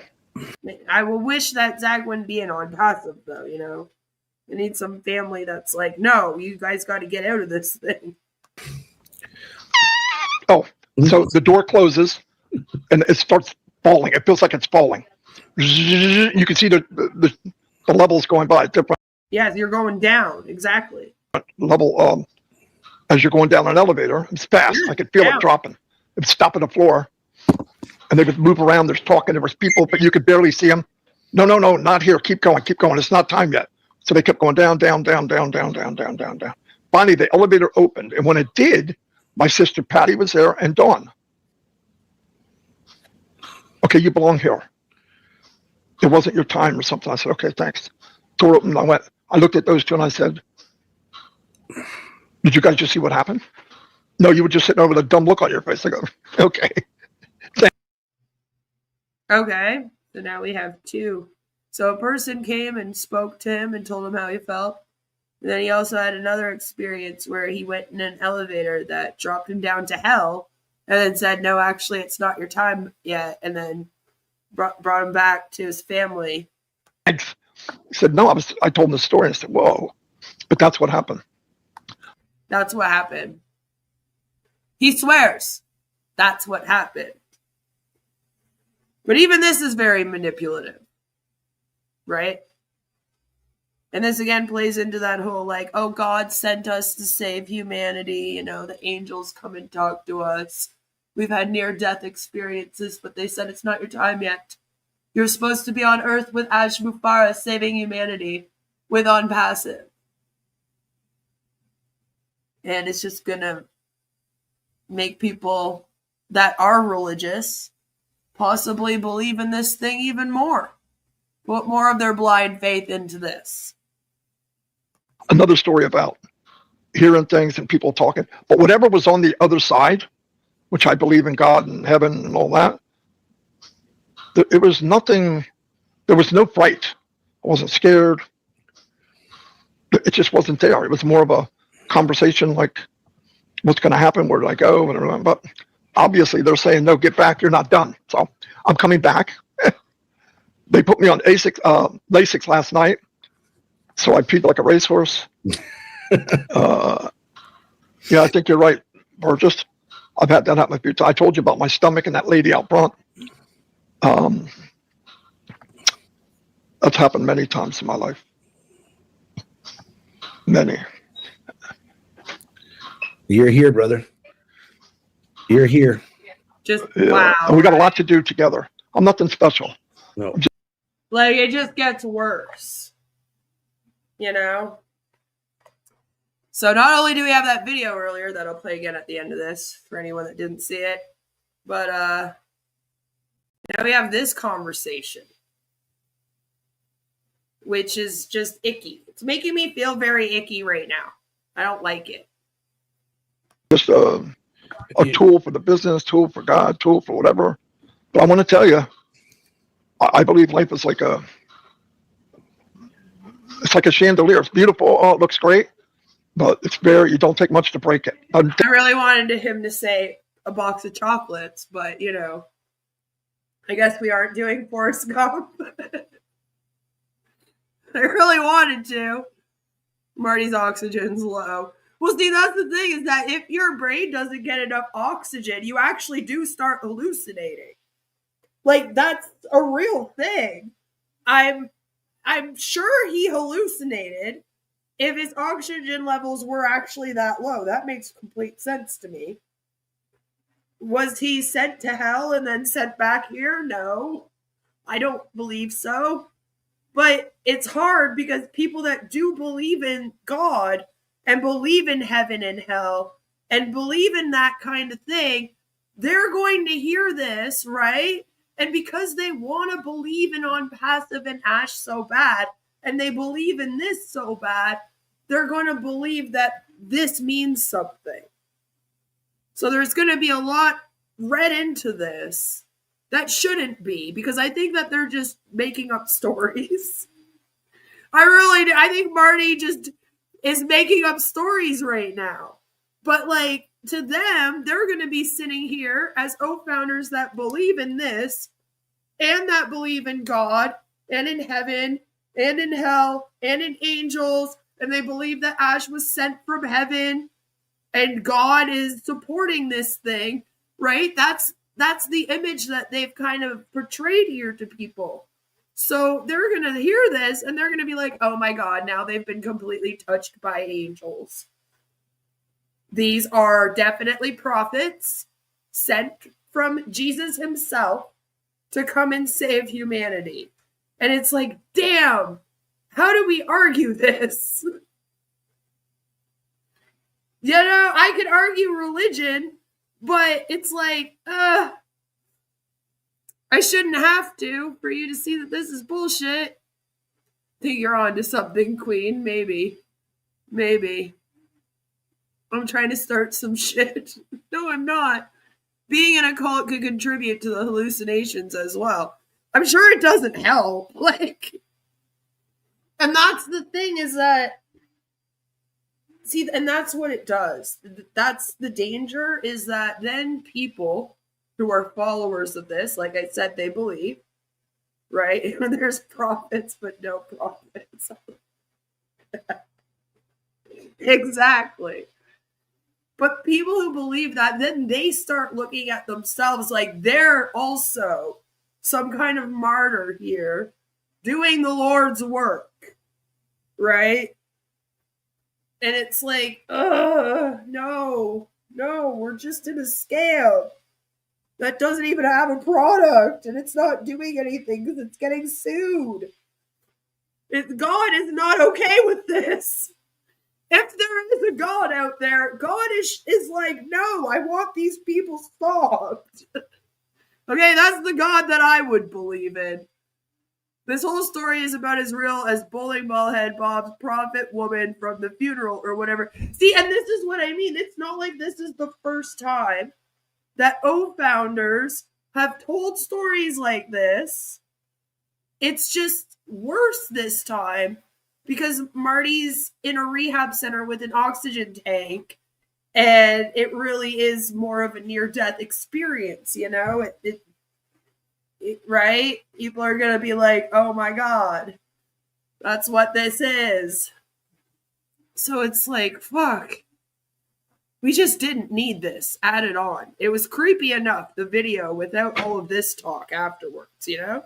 Take much to shatter it. And I got shattered. No idea. I got no warning, no nothing. And I kept praying to God, help me get in better health, help me get in better health.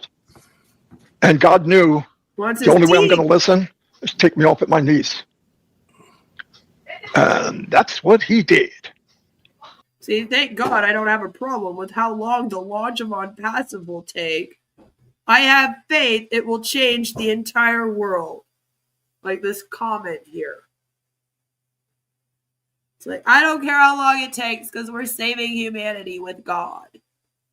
And now I understand how important it is, how far gone I was. Sometimes we don't realize how far we are. You know, God's got you, Marty.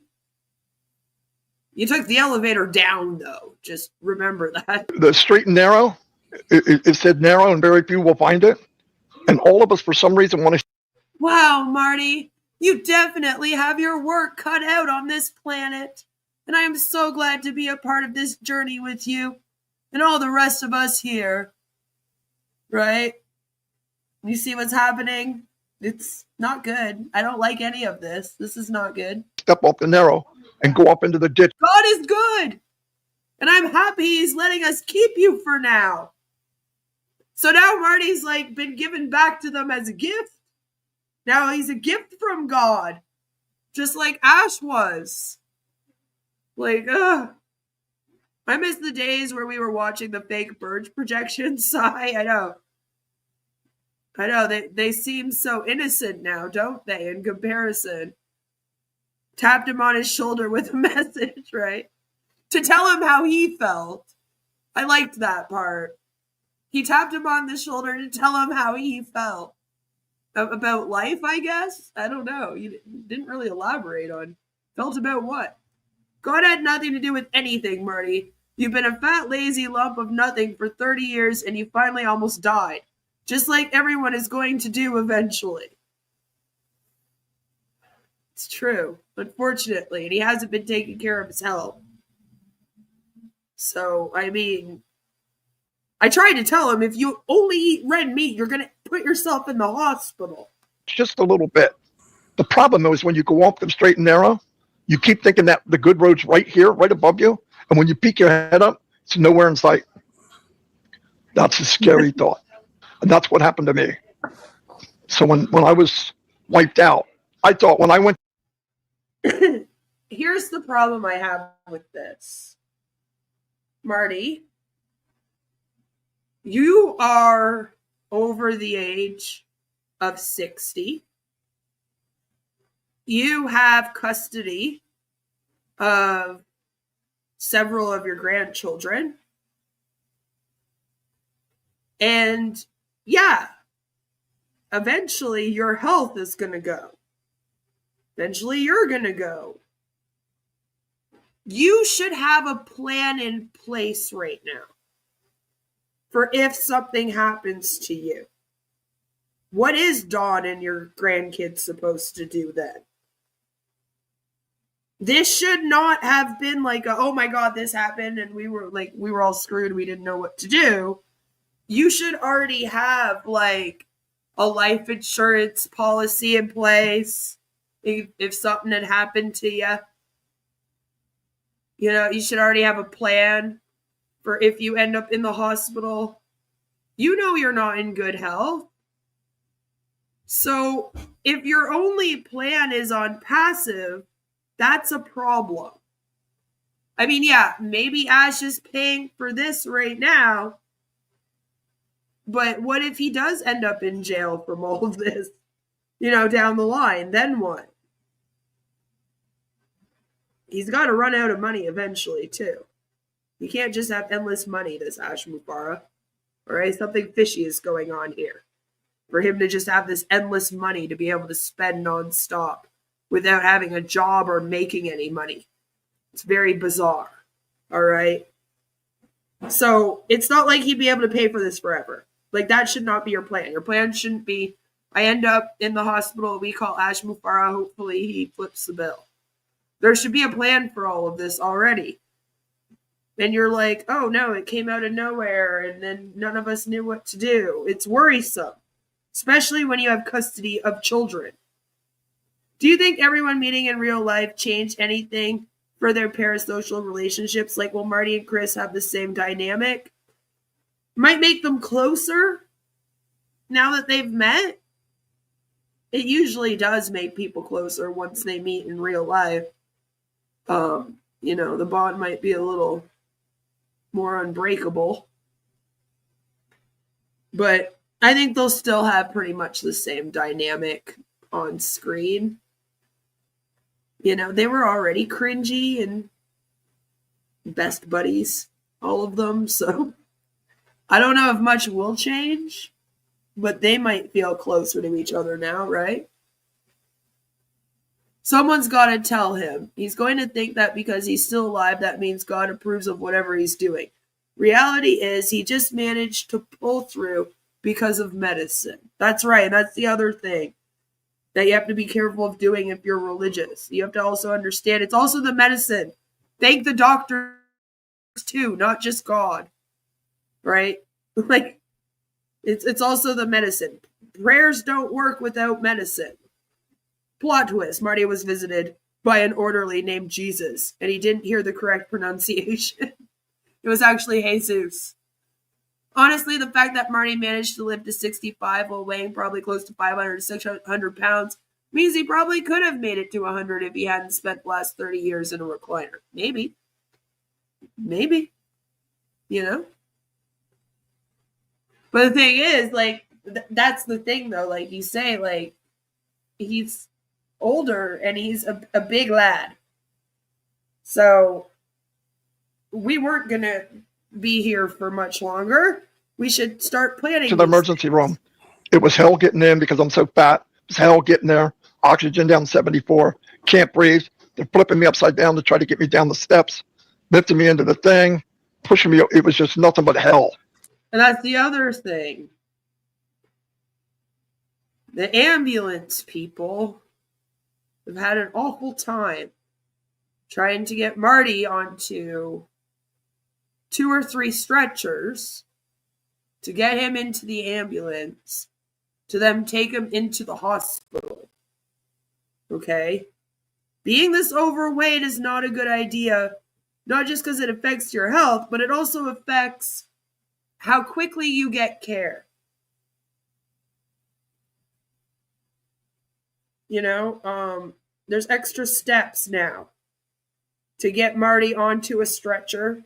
He wouldn't fit on just the normal ones. So they would have to, like, use a couple of them. It would take an extra couple people to pick him up, you know? And that's just the reality of that situation.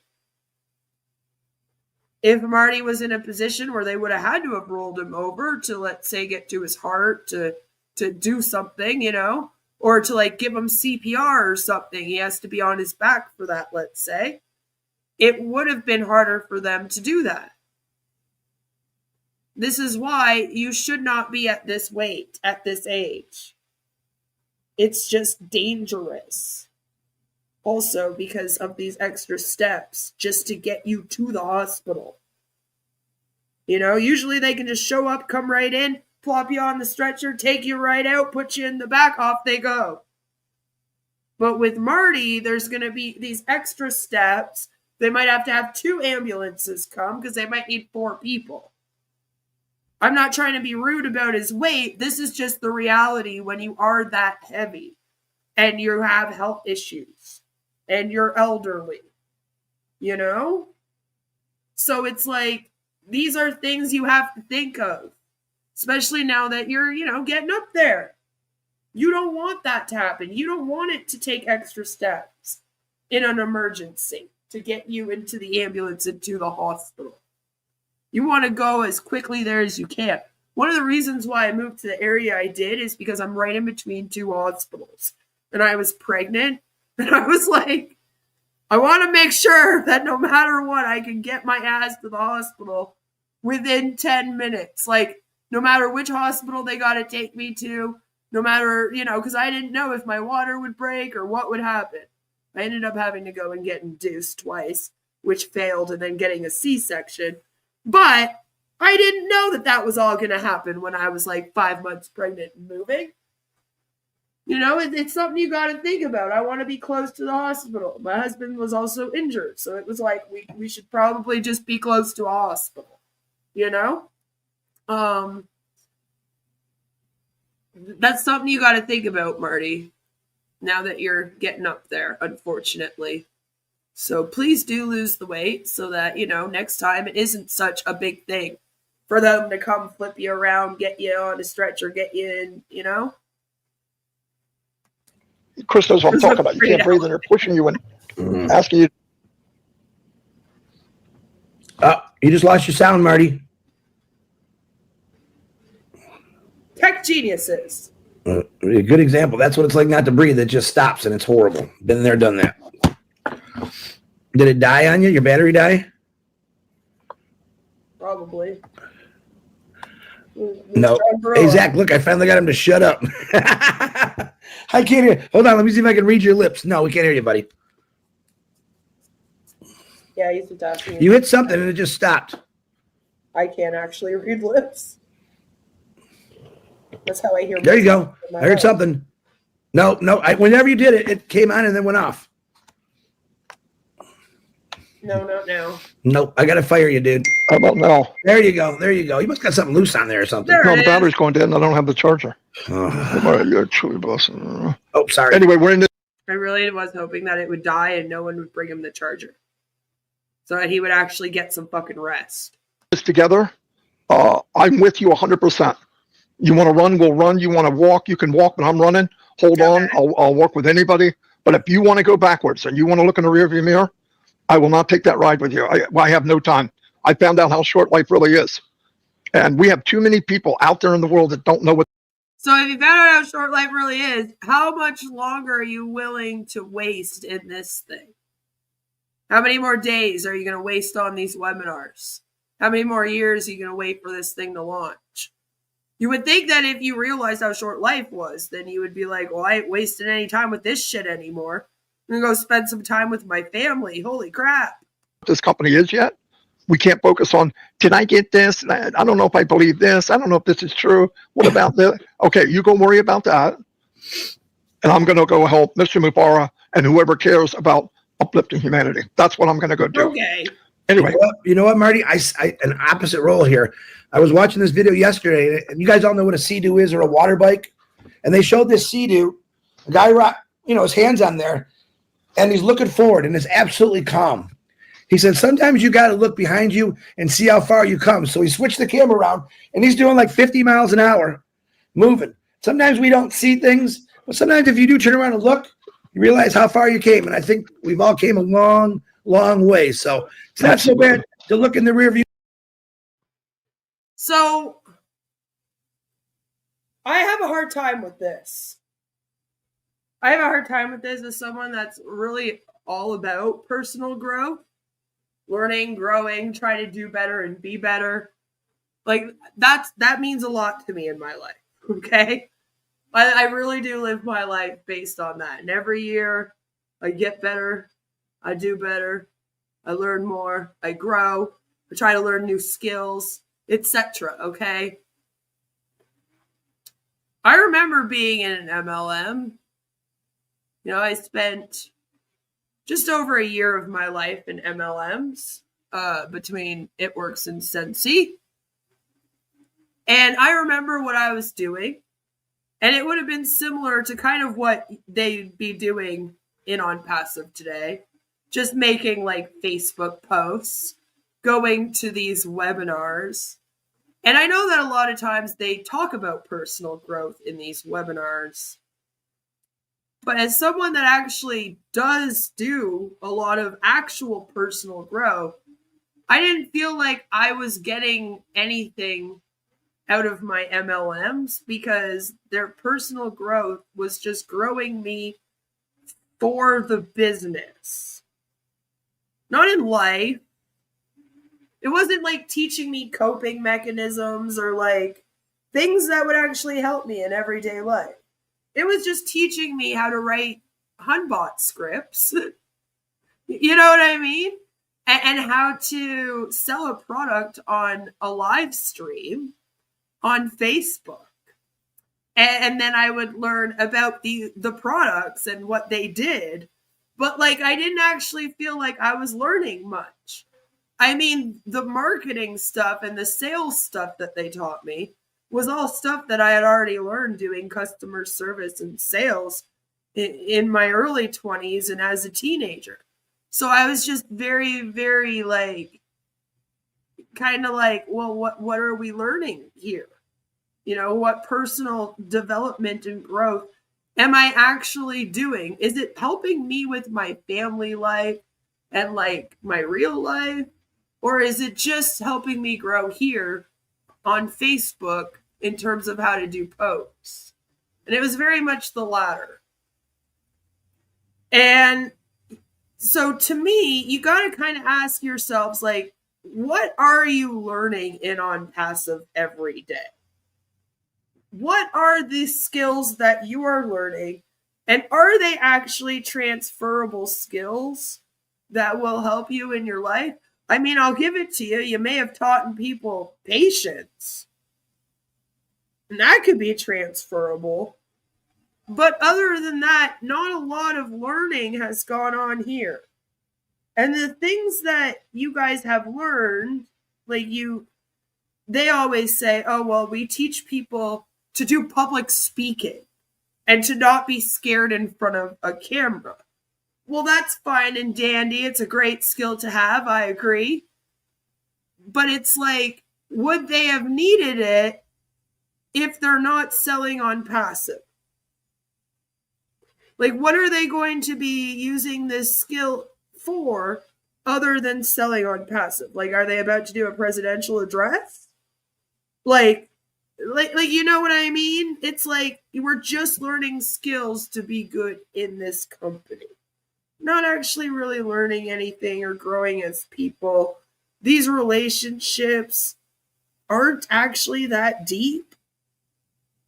I know that might hurt to hear, but it's not like they're fostering really strong connections here. As soon as someone leaves, these people will all forget they exist. Like if Red Redford quit this thing tomorrow and stopped posting about it, in another 6 months, they would be like, Red who? And so, like, what are you getting out of this? Especially this one, where you're not doing sales and you're not really marketing. You're just kind of hanging out with people and being social. And it's like, okay, but you could have learned that in your real life by like joining something in the real world, like a club, or being a part of a sports team, or volunteering at your kids' or grandkids' school. Or like there's a million different things you could do to get these skills that would actually be good in the real world. But here, you're not going anywhere. We're just doing ONPASSIVE webinars, and we're not doing anything with ONPASSIVE, you know? I feel like when you're in an MLM, they keep you in a standstill. You're not really growing or learning much at all. You're just like this machine that's just pumping out content for them to sell the dream. Get more people to join it. All of Marty's grandchildren have gone through CPS and live with him via the courts. At least some of those children are Zach's, so there's that. I don't know if some of them are Zach's or not. I haven't really been paying attention too much when Marty talks about his family, to tell you the truth. I thought that some of them were his sons as well, but I think he has a couple sons and a couple daughters. So, I don't know.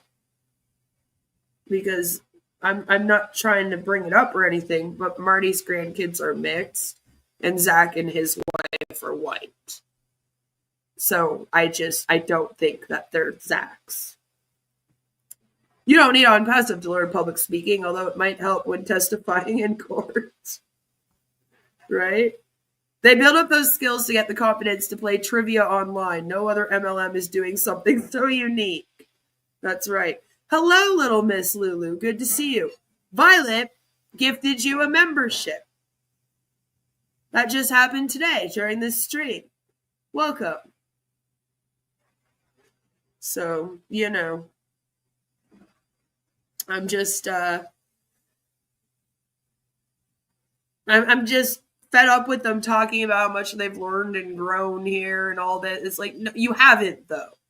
Like, imagine how far you would be if you weren't spending all your time on this and you were actually doing stuff to learn and grow. And, like, Lord, these MLMs, they take people away from their lives and they put them on some kind of machine where they're just pumping out their content, not living their lives. Their lives are at a standstill.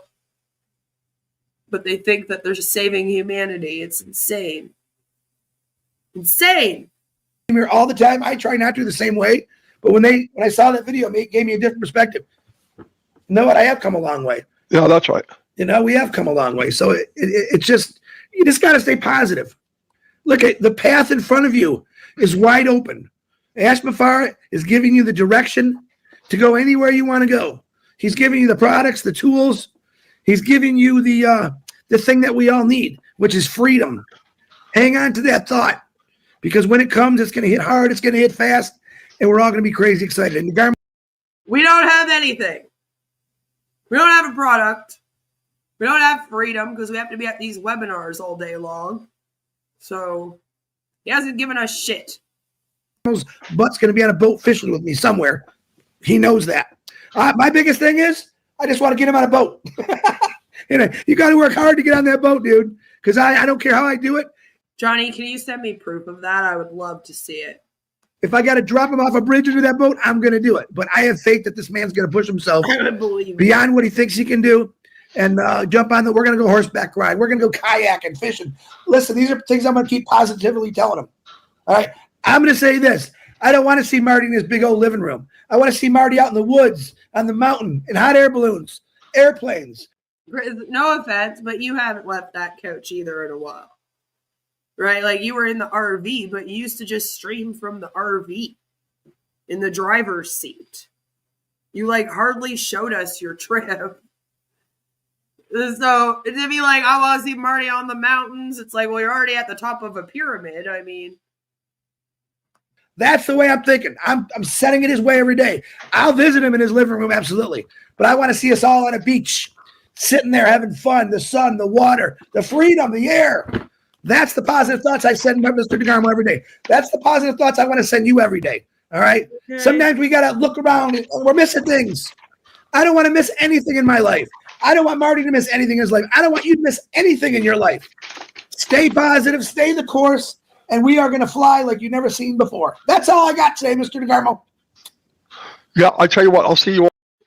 And we are going to fly. Fly like we've never flown before. I believe I can fly. Maybe we shouldn't sing R. Kelly ever again. This is stuff I learned years ago. I don't spend time on it anymore since interest has died off. That's right. Beach, Jersey Shore. Can you imagine him on the Jersey Shore show? That would have been fun. It would have been fun. But I don't think that they're going to change. I don't think Marty's going to change. We're not going to see Marty traveling around the world, showing us stuff. Chris is still going to be just streaming in front of a picture of outside. Like, neither one of them are going to be getting up and doing much, you know? Well, tomorrow. And like I said, when I get a chance, I haven't had a lot. I haven't had the energy, but I'm getting more. I watch OTech Pros. I've been watching French webinar. I've been watching Heroes and all of you. Red. Hey, Red is coming on at 1. You better say hi to Ava and Gemma right now. Hello, Ava, Gemma. So he's not resting. Anyway. Minnow, say hi to Minnow. Minnow, banana. Who's Minnow? I know Minnow, but Minnow? Okay. All right, then. All right. Get plugged in, Marty. Time freedom from the beach. That's right. Time freedom from the beach. Oh, look at this one. Marcian. I like that someone agrees with me in here. Anyway, we'll see you all. Thank you. See you later. Wow. And that's where it ends. That's where it ends. The Unpassive reality show, except there's no reality, only delusion. Right? Right? The SEC prosecution has been extremely disappointing. Well, they haven't done any prosecution yet. It's in a standstill right now. They're waiting to, they're going back and forth with the settlement. So we're supposed to know by July 7th. By July 7th. What is he even saying? Good question. Good question. But the thing is, like, what are they supposed to be telling people about this company right now? Like, there's no products. You can't recruit people. So, like, you want them to be engaged and plugged in, which is going to your webinars. But then you also push them to, like, post about this. on their like Facebook pages or Instagrams and whatnot, right? Like a bunch of them are running groups and stuff, and it's like, what would you tell somebody about this? Like if someone asked you right now, and you're an O-founder in this, and they say, okay, what is ONPASSIVE? What are you supposed to say to them to answer that question? Because right now it's also up in the air. I'm not even sure what you could say. I mean, the only answer would be, well, it's supposed to be an AI ML company, like they keep saying over and over again. But right now, we're just waiting for an SEC settlement, and then we'll all figure it out. Like, you know, like, that's all you can really say to them. Like, if they're like, okay, well, how much is it to join? You don't have an answer to that. What products are there? You don't have an answer for that. What's the business structure? Like, how many levels do I make commissions on? We don't have the answers for those either. So, like, what could they tell people about this thing right now? There really isn't anything to say. So it's just turned into these weird stories of angels coming and talking to us. And them just coming and talking about how great it's gonna be and how much loyalty you're supposed to have in Ash Mufareh. It's like, okay, but for what? Why? Why are we being so loyal to this man? And then this shit.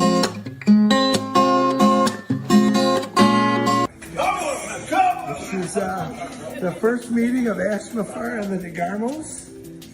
Somehow I got pulled into this. Hey, how you doing? Good. Little DeGarmo. Little, he's a big guy. Like you Look at didn't his shoes. arrange You guys are matching shoes with the colors. My wife Taylor. Nice to meet you. And this is Mr. Stay All he wants is got to get up, man. First time in 7 years. Don't squeeze me. 7 years. Bite his cheeks. Give him. You bite his cheeks. That's a normal thing to say to two grown men hugging. There you go. There you go. Make out with them. Yeah, bend them over. First time meeting in 7 years. We're walking out today. All right, sit back down, Mr. DeGarmo, please. All right, you go up. I'm sorry. Yeah. That's amazing. You look amazing. See that? There he is, Mr. America. 7 years. 7 years I've been waiting for this meetup. Got the DeGarmo family here. Zachary and his wife T. Toby. They call you Toby? I didn't know that. JD. Chris is like they call you Toby. I didn't know that. No. Why would you know the nickname that her family has for her? You're not a part of this family. Do you forget? You have your own family. Where are they at?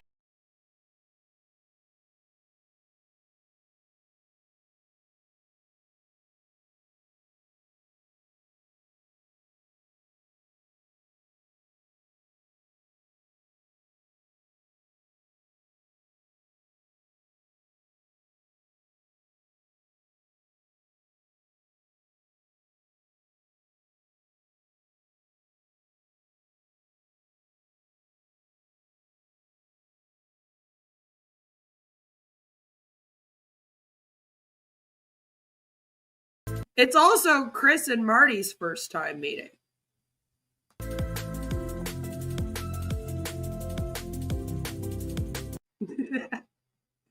Joe, thank you for being a member for 49 months. Which one is related to Foodie and who's related to ALR? I think Marty's related to both of them. He's the missing link.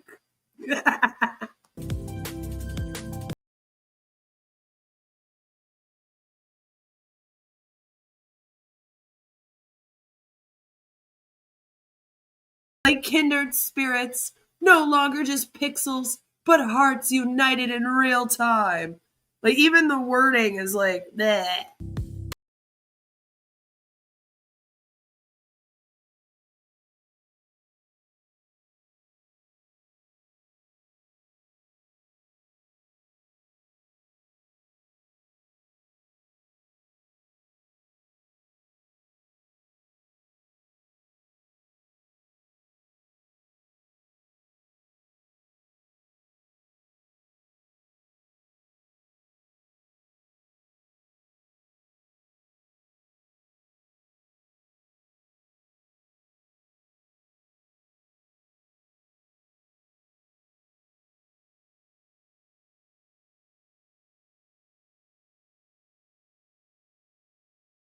he's the missing link. And then it plays over again.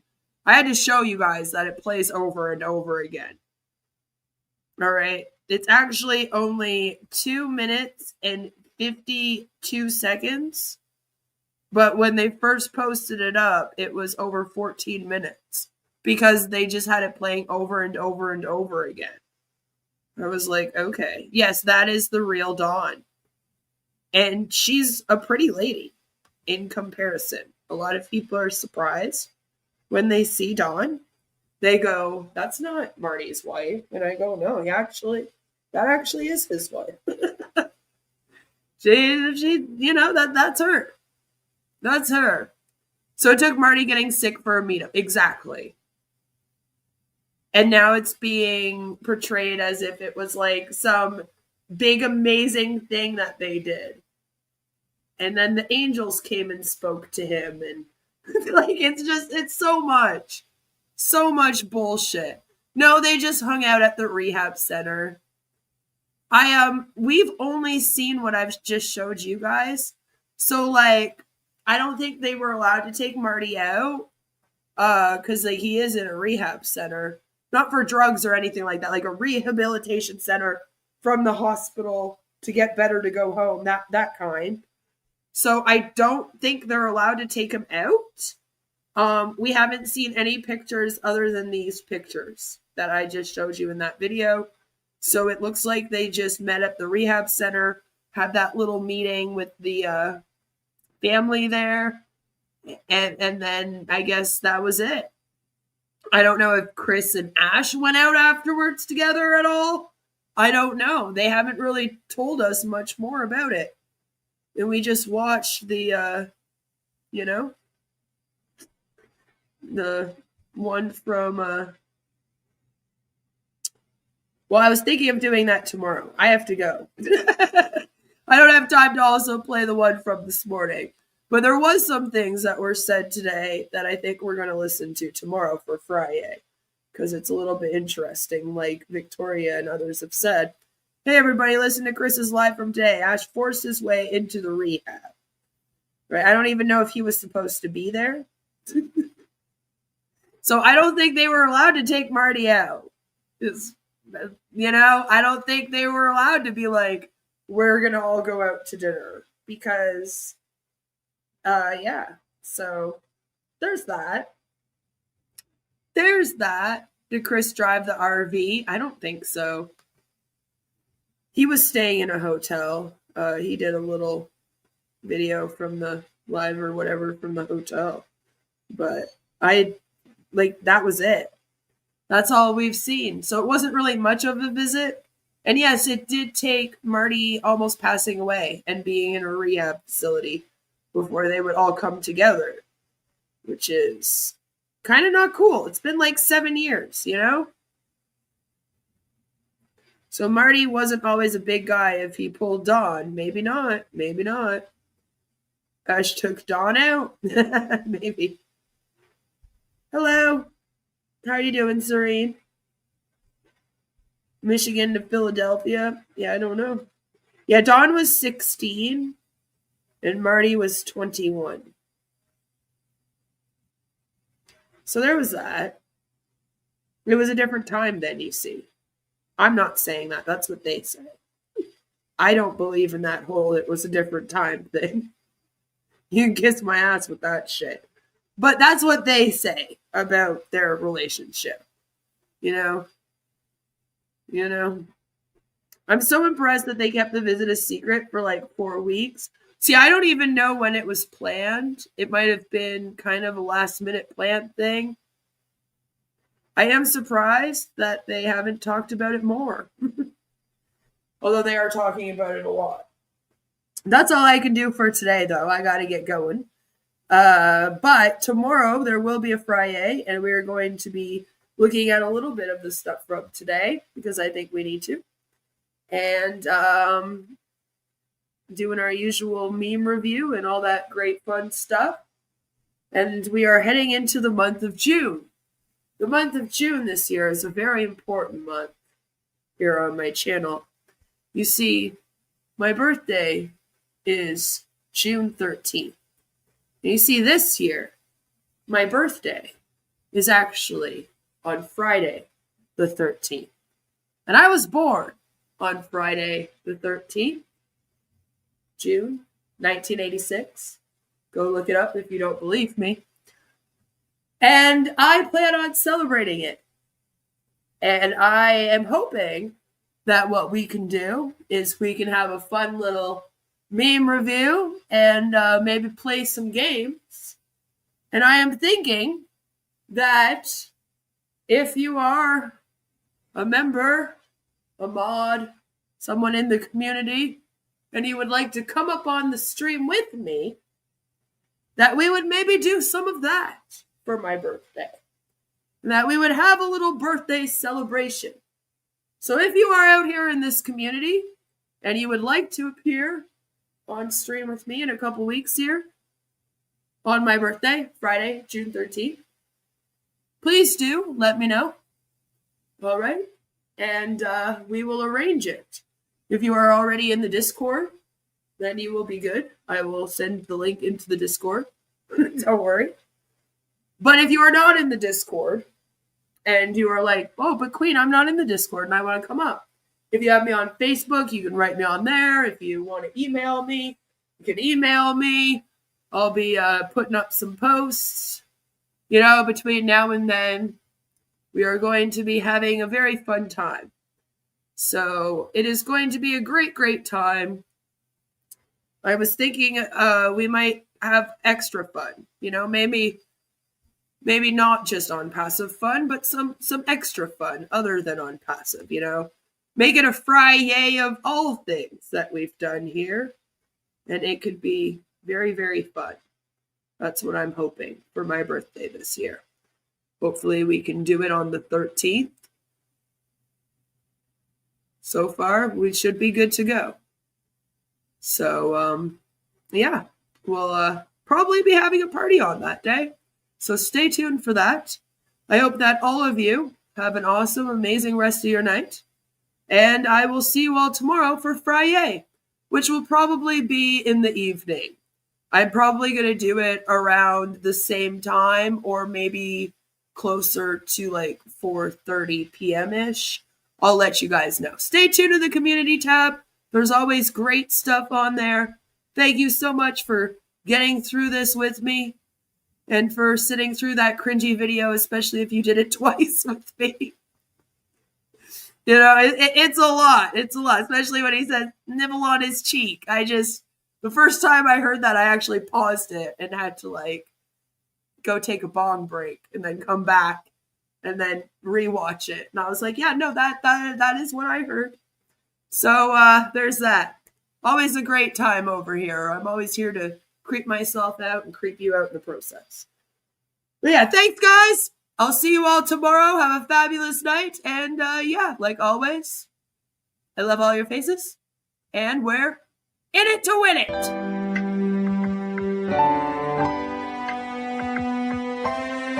My name is Mufareh, and I'm your friend.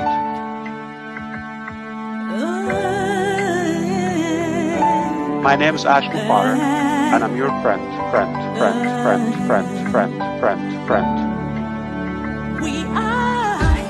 I'm Mike Ellis, by the way.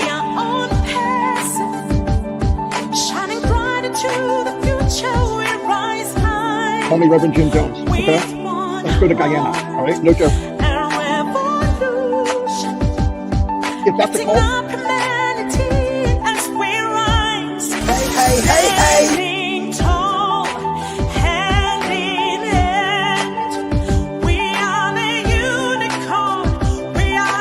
And I'm your friend.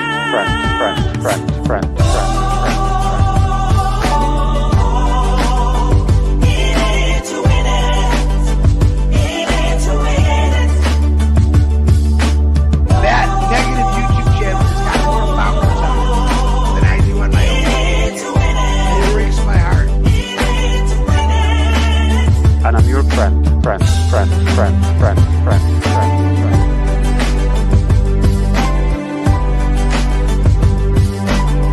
My name is Mufareh.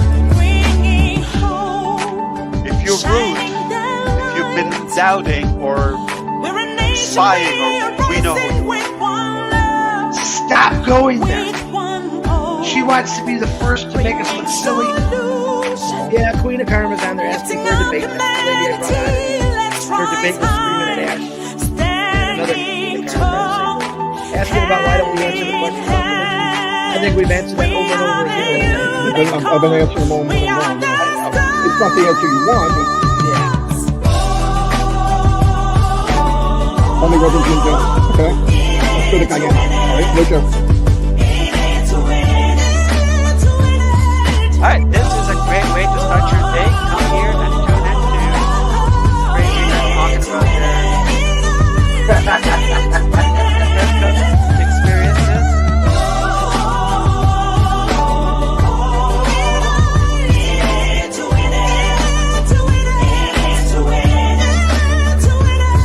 My name is Ash Mufareh, and I'm your friend.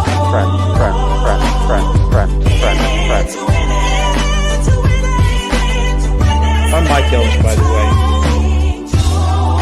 Thanks for coming, everyone. Have a good night. See you tomorrow for Friday.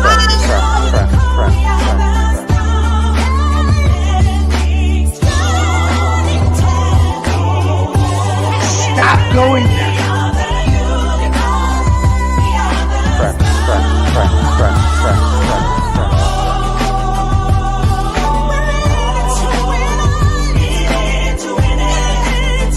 That negative YouTube kid has got more followers on it than I do in my YouTube kid. It breaks my heart. And I'm your friend.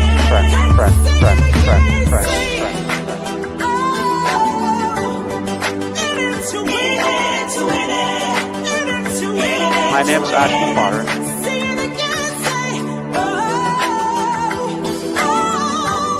Stop going there. Yeah, Queen of Karma's on there.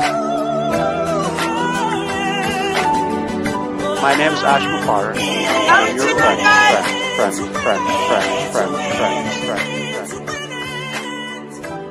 Let's go to Guyana.